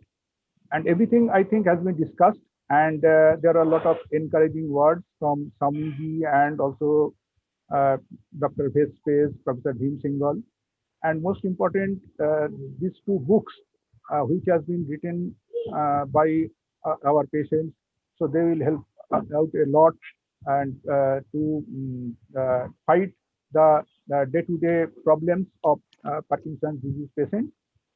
And one thing I want to say to the patients of Parkinson's disease is that, as Dr. Wali has already mentioned, that you need to go for regular exercise, and as long as you do the exercise, you will be benefited from it. And you can form a small group, or you can do your exercise from your home, or you can ask your doctor to form a group, so that group exercise helps you more and keep communication with other patients. And there is a great hope that in future newer drug delivery system will come up, and also there is deep brain stimulation surgery, and there are many new drugs in the pipeline. So I feel that after a few years we can provide better care to our Parkinson's patients. So long live MDSI. Thank you. Thank you so much, sir, for being here with us today and for this lovely message as well. I would like to invite Dr. Charulata now for her message on this World Parkinson's Day and sharing her views about how to take care of patients and to patients' caregivers. Ma'am, please. Thank you, Jasmine. Lovely program. I really enjoyed both the talks, to hear from the patient's perspective as well as the earlier talk, and the patient's views on this particular platform, as well as my senior and junior members from the Movement Disorder Society of India. A message to the patients from me is that they should stay positive. There are a lot of things that can be done in Parkinson's disease now. We just had levodopa in the earlier days. Now we have plethora of medicines. We are still looking at stopping the progression of the Parkinson's disease. There's a lot of research going on it, and there are a lot of new drugs coming on it. In the advanced treatment, we have deep brain stimulation, apomorphine pumps, levodopa gels, inhaled levodopa. So there are a lot of medicines that are coming up to treat the Parkinson's disease. So the message from me to all the patients is to stay positive, continue exercising, continue taking part in all the activities, try and stay as normal as possible. Don't the fluctuations in the disease, progression of the disease shouldn't dishearten you. That's the main thing. The caregiver is the most important person in the Parkinson's patient's life. And they actually are the main warriors in this battle, and they encourage the patients, they take care of them, they look at their needs. It's like having an additional limb to the patient. So we must also take care of the caregivers along with the patients and explain to them the possibilities that are likely to arise in looking after their relative, their mother, father, sister, spouse, or etc.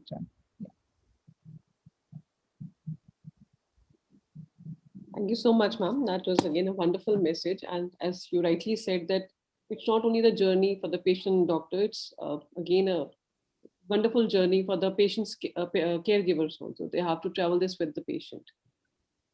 Thank you. I would like to now call the next patient for our, from our PD Warrior Stories. Next patient is Dr. Parmesh Ratnakar. I'm going to share his video that is shared with us.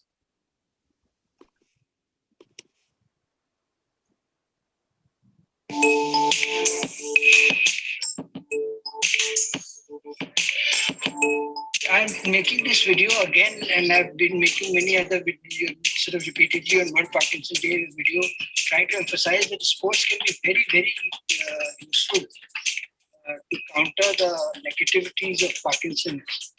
And I mean, the one message I would like to pass on in this through this video is actually not so much for the patient as to the doctors and those who work with Parkinson patients. Ask them first which sport did they play when they didn't have Parkinson, and encourage them to play that sport.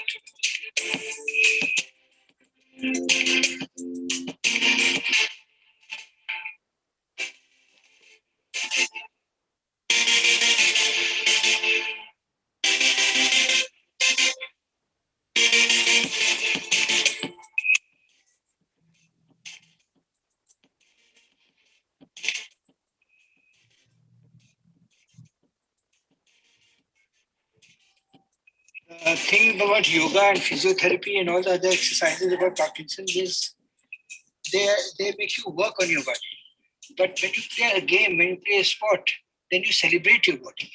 You relax, you have fun, you enjoy. And even if you don't play that well, if you just sort of make yourself active on any of the sports games arenas, it feeds into your creativity, it feeds into your enthusiasm, it feeds into your positivity. And ultimately, these are the best weapons that you have against Parkinson's.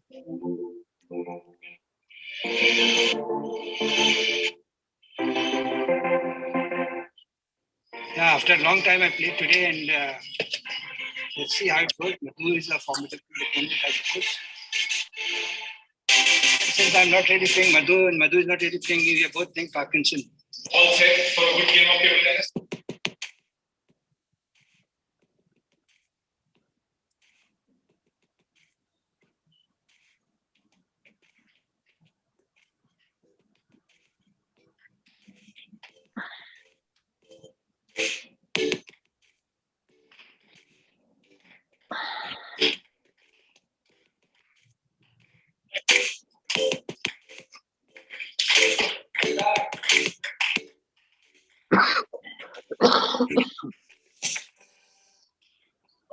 When Madhu and I go back to college, 40 years ago, Madhu and I sort of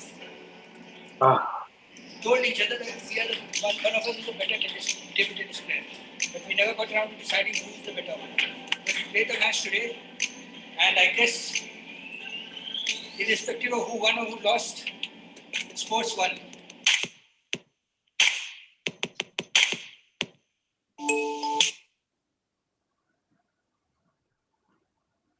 That was a wonderful message by Dr. Parmesh, and he's here with us today on the panel as well. Thank you so much, Dr. Parmesh. Would you like to say something? Am I audible? Yes, you're audible, sir. Well, Dr. Madhuri Bihari is my neurologist. I'm working with her. And I want to start off by something which she said once. And it was such a startling message that I've kind of stayed with me in my mind. She said, if you remain active and if you charge yourself with active, Parkinson can be a mouse. You can make Parkinson run into its rat hole.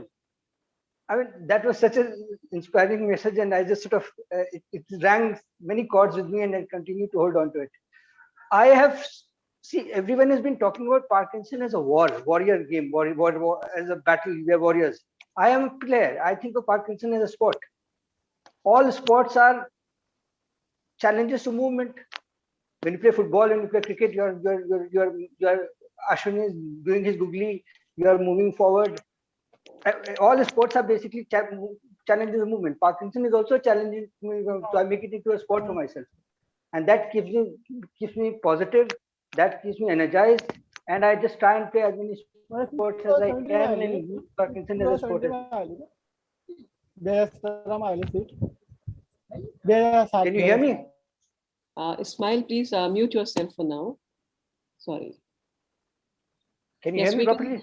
We can hear you. Please continue. I'm saying one of the simple ways of trying to be positive with Parkinson is to think of it like a game. Yes. All sports involve challenges of movement. So here is also a challenge to your body for challenge of movement, and play with Parkinson, and you can't go wrong. And as Dr. Bihari said, if we keep ourselves active, then anything is possible. That gentleman who was playing with me, Mr. Madhu Srinivasan, I beat him in 2 straight games. It's wonderful. So that's the way it works. I think okay, that's one more thing. One more thing. Since we are talking about, we are in the Movement Disorder Society, here is my definition of Parkinson. This is not a medical definition. I teach literature, so I'm sort of giving my experiential definition of Parkinson. Please ask your panelists to react to it whenever they have time and all that. Here's my definition. Acceleration of mortality through deacceleration and destabilization of movement. Acceleration of mortality through deacceleration and destabilization of movement. The point about this definition is you can't stop mortality. We are all going to die. No one can stop mortality, but acceleration and destabilization that you can fight. And ultimately, that is my body. Ultimately, that is my body, and I have to do the fighting. Thank you. That's all I have to say. That's a wonderful way of looking at Parkinson's disease. You're right. We have been calling it a war, but your perspective is beautiful as well of looking it as a sport in which movement that you want to control.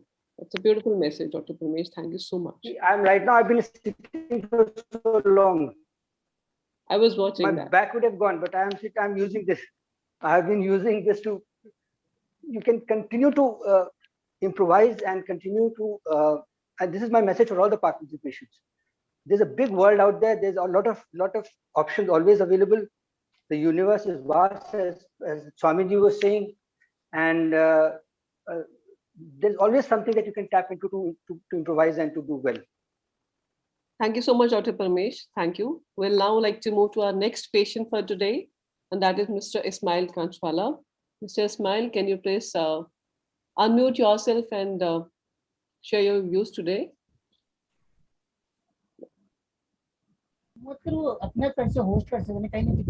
Yes. Mr. Ismail, can you please put on your video also? Yeah. Try it now.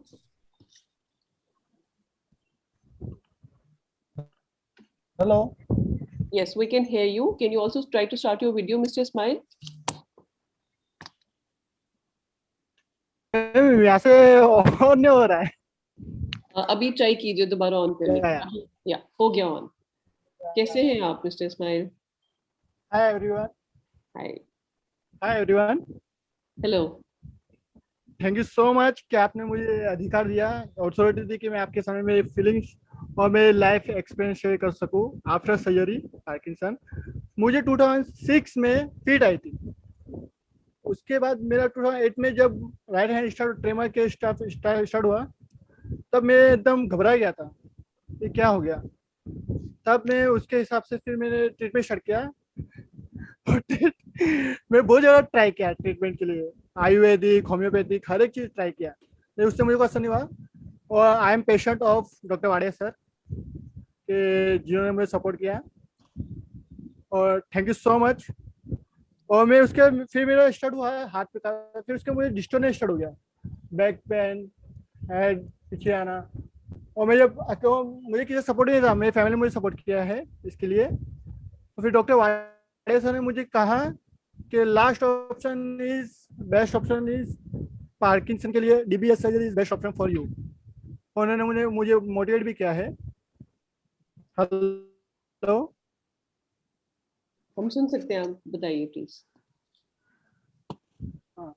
और ma'am उनके बाद जब मेरा DBS surgery के पहले मैं आपको मैं एक फोटो बता रहा हूँ कि बात नहीं कर सकता, खा नहीं सकता, कुछ डिफिकल्टीज, और आप ये सब देख सकते हैं, ये बिफोर सर्जरी है, पहले मेरा ये फिर था। और आज रिसेंटली आप करंटली पिक में देख ही सकते हैं, मैं आपसे बात भी कर सकता हूँ, खा सकता हूँ, नॉर्मल लाइफ जी सकता हूँ।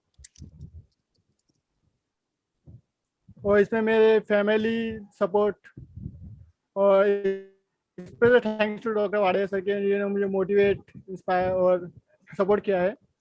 और मेरी माँ, मेरे भाई, मेरी बहन, सभी ने सपोर्ट किया है। Thank you so much, thanks a lot. Thank you smile, thank you so much कि आपने यहाँ पे आके अपना मैसेज शेयर किया। We are very thankful to you. I would like to invite Dr. Petrus Padia for saying few words and tell us about Ismail also. So I think I'll just begin. I think Ismail has been very modest in his story. Ismail comes from a very humble background, and at a very young age, he lost his parents. In fact, his neighbor is his mother, who has adopted him now and has looked after him and his family, and has brought him to us also, saying कि मेरा बेटे को कुछ problem है, आप देखो. So in fact, my colleague was looking after him, and then I started looking after him. But he had a very young onset Parkinson's disease. वो जैसे उसने अपनी तस्वीर दिखाई, वो बिल्कुल खा ही नहीं सकता था, चल नहीं सकता था, उसको सीवियर ऑन ऑफ फ्लक्चुएशन होते थे, ऑफ में वो बिल्कुल चल नहीं सकता था, ऑन में वो हिल रहा था। तो फिर with lot of help from his own mother and family, उन्होंने पैसे जुटाए, कुछ ट्रस्ट ने भी मदद किए हैं, और यहाँ तक DBS तक पहुँचे। And I am very glad कि DBS से काफ़ी हद तक सुधर गया। In fact Ismail was going to work, job कर रहा है। हाँ, अभी लॉकडाउन की वजह से अनफॉर्चुनेटली ही lost his job because of the covid pandemic, but I am sure he is confident कि वो जॉब मिल जाएगा, and we wish Ismail all the best. Thank you so much, sir. Thank you. It was a wonderful message from Ismail as well as you. Ismail has, you rightly said, he's been very humble and modest in telling his story. But yes, he does look very much better in a good place. I have to share something more. Ismail has in fact been an inspiration to a lot of other young onset Parkinson's disease. And he convinces them that no, DBS is right, go for it. And he has in fact counseled one of the girls who's been also affected with Parkinson's disease. And he's the only reason that she actually underwent DBS, because he supported her mentally right through her journey. So I think there's a lot of power in patients sharing their stories, and that is why I think this is a fantastic initiative. कि हर patient से हौसला बढ़ता है और हिम्मत होती है. Very rightly said, sir. I think Ismail deserves applause from all of us for whatever he has done. Thank you so much, Ismail. Yeah. I would like to invite Dr. Meenakshi Sundaram now for giving a message to all the PD warriors here and many sports people here who have been treating Parkinson's as a sports. Dr. Meenakshi, please. Just Nolan, my video is not. I will try. You need to enable me. Yeah. We can see Thank you. Thank you. Thank you very much. Yeah, it is. I'm thankful to MDSI for inviting me in, and it is also the MDSI Founding Day.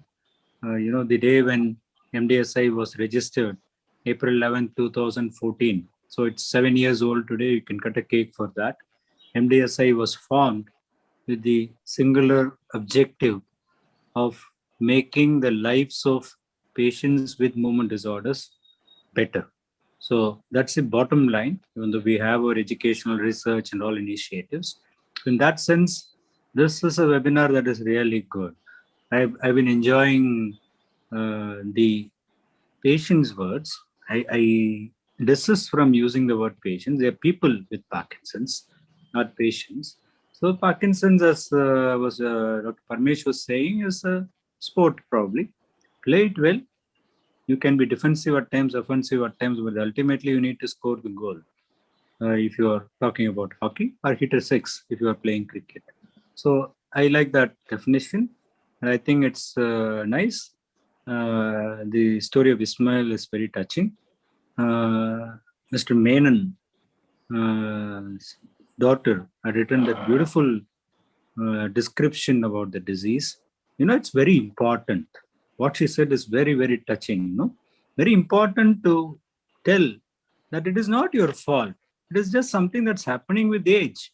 Your skin shrinks, your face changes, you have slowness of movement. Sometimes, you know, I will tell you also this one thing. My father had Parkinson's when he was about in his 70s. And I used to tell him one thing, you know, in a way a little slow, he also had a coronary disease. So, you know, he was a very active man. You know, it is going to put some brakes on you. The disease has come on to take care of your heart. So there is always a positive way in which you can say, and my father never felt he had Parkinson's. He never was worried that he had Parkinson's. He said, whatever he says, my beta is there. Whatever he says, I'll do, I'm happy. So he lived happily till the time he had other issues, cardiac issues. Parkinson is not a killer by itself. It only causes difficulties which can be overcome. And that's something I think people will do well to remember. Thank you. Thank you for inviting me. Thank you so much, sir. There's a question in the chat box here. I would like to invite Dr. Soham here for this question. This is by Amrita Talukdar. I'm a caregiver for my 76-year-old father, who's a PD patient since 4 years. He recently tested positive for COVID, post which he has developed postural hypotension. Has it been proven if COVID can trigger Parkinsonism? And yes, in what all ways can it trigger? Dr. Soham? Yes, am I audible? Yes, you're audible, sir. That is actually a very good question. In fact, this was speculated last year. Even a lot of doctors and movement specialists were fearing. The reason was that in the last century, when the Spanish flu had happened, there are a lot of patients with post-encephalitic Parkinsonism which were described, and von Economo disease was the name given to it. And the other reason was that there are a lot of papers coming out that a lot of patients with COVID infection are losing their sense of smell. And as we all know, Parkinson's disease patient, I think in most of them, I think about 50 to 70% loss of smell or anosmia is the one symptom which the first to begin with. But subsequently now, we have experienced about 1 year now, we have been living with COVID for more than a year.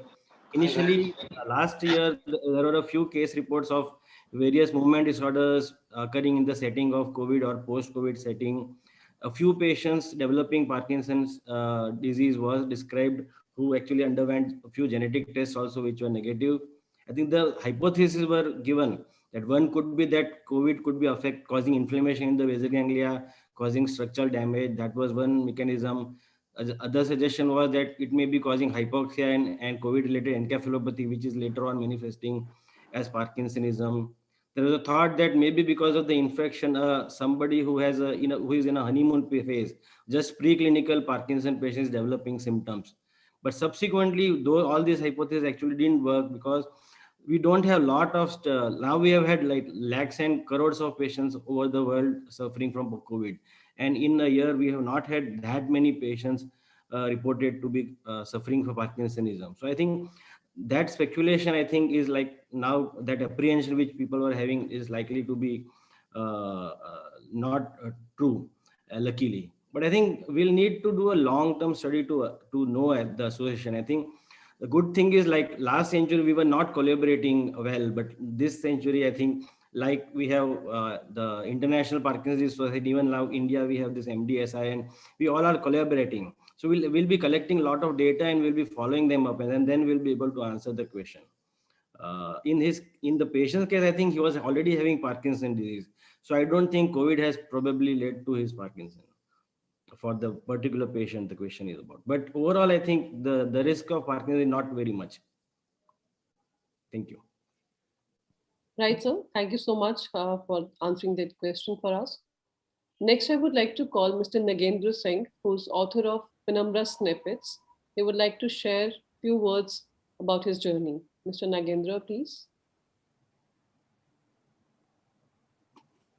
So Nagendra, you have to unmute yourself and start the video, please.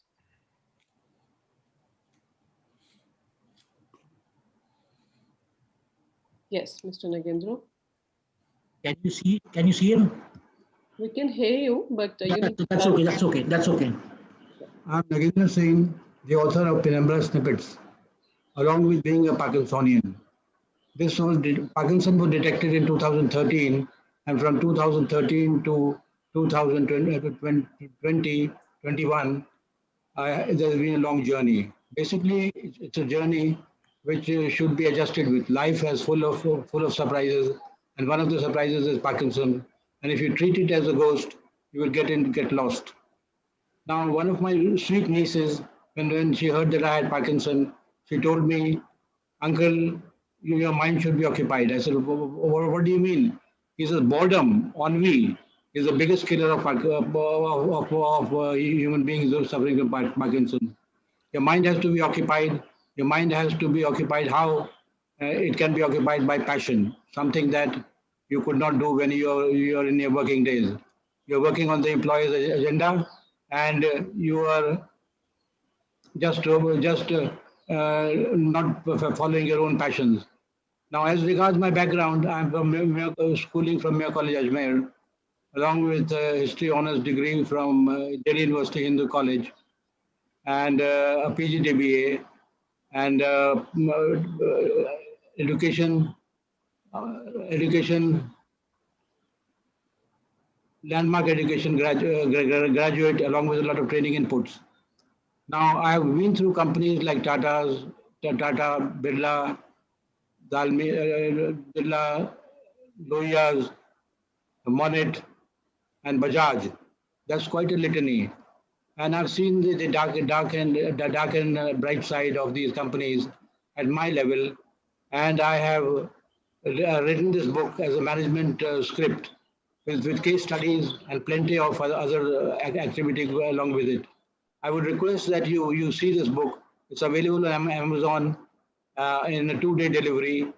And then finally, the last few chapters are on Parkinson, and they have been dealt with by way of the initial scare, that is intrusion, Parkinson intrusion, and followed up with hope. Hope is everything that bring you through. You have to pursue your passions. You have to do a filler. You don't have to go into ennui, because if you go into ennui, you will be catching dust only. Now, with all this time to wait, I'm a little tired, but then I want to convey my thanks to MDSI and the organizers of this beautiful get-together of ideas. And I'm happy that I've sat right through, and I'm feeling up and bright and looking forward to positivity, and which will come through resilience and courage and collaboration. Thank you very much. God bless. Take care. Okay. See you. Thank you so much, Mr. Nagendra. That was a great speech. Thank you. I would like to invite Dr. Achal Srivastava for his message on World Parkinson's Day to patients, caregivers, and the families, and to us as well, and say a few words about the MDSI Founding Day. Dr. Achal? Yes. You will have to start my video. Yeah. You can start it now, sir.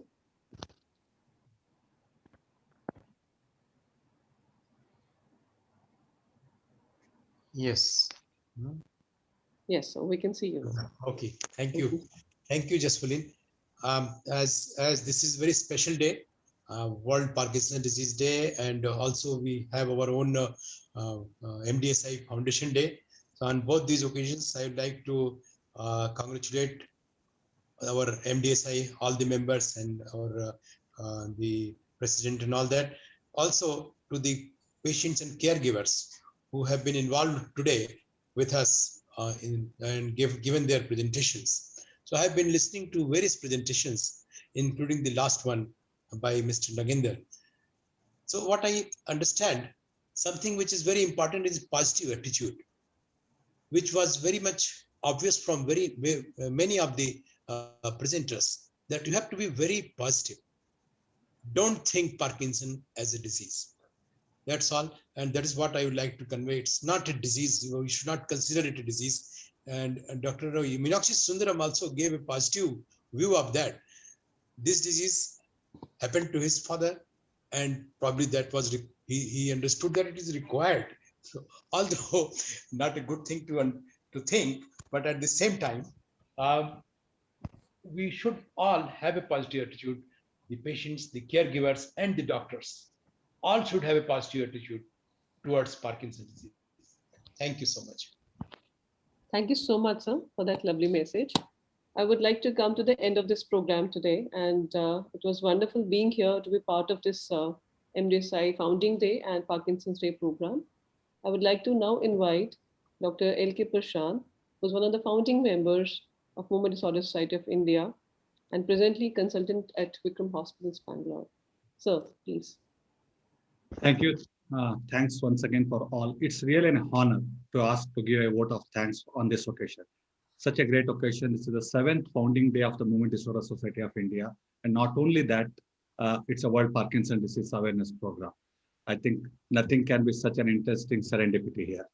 On the behalf of our society and the president and the entire executive committee group, here I am very heartily gratitude to all the speakers sharing their experiences and graceful words in the today's meeting. The honorable and respected chief guest, Swami Athapriyananda and Dr. Vedas, it has been our tribute to host you and all the members and audience of the meeting. I'm thankful to all the participants for coming here and attending the meeting. I take the concurrence to thank entire committee as well as the audience for representing their valuable views. I think definitely it won't be possible to thank everyone by name, but definitely I'll tell that for such an exhilarating event, a special thanks to all of our Movement Disorder Society of India's social media group with specific mentions of Dr. Jess Lovlin, Dr. Arindam Ghosh, Dr. Mitesh, Dr. Soham, and an extraordinary effort by our secretary, Dr. Rishikesh Kumar, and guidance of the professor, guidance of the president, Professor Rupam Borgohain, and the willingness that everything has been done the way it has been expected. Hoping that this interface of MDSI between medical fraternity and the PD warriors continues to produce more meaningful outcomes in the near future. Thanks once again to all. I'm sure that our society will continue to give significant provision from these diverse groups in the future. Thank you. Thanks once again to make this event a really memorable event. Thank you.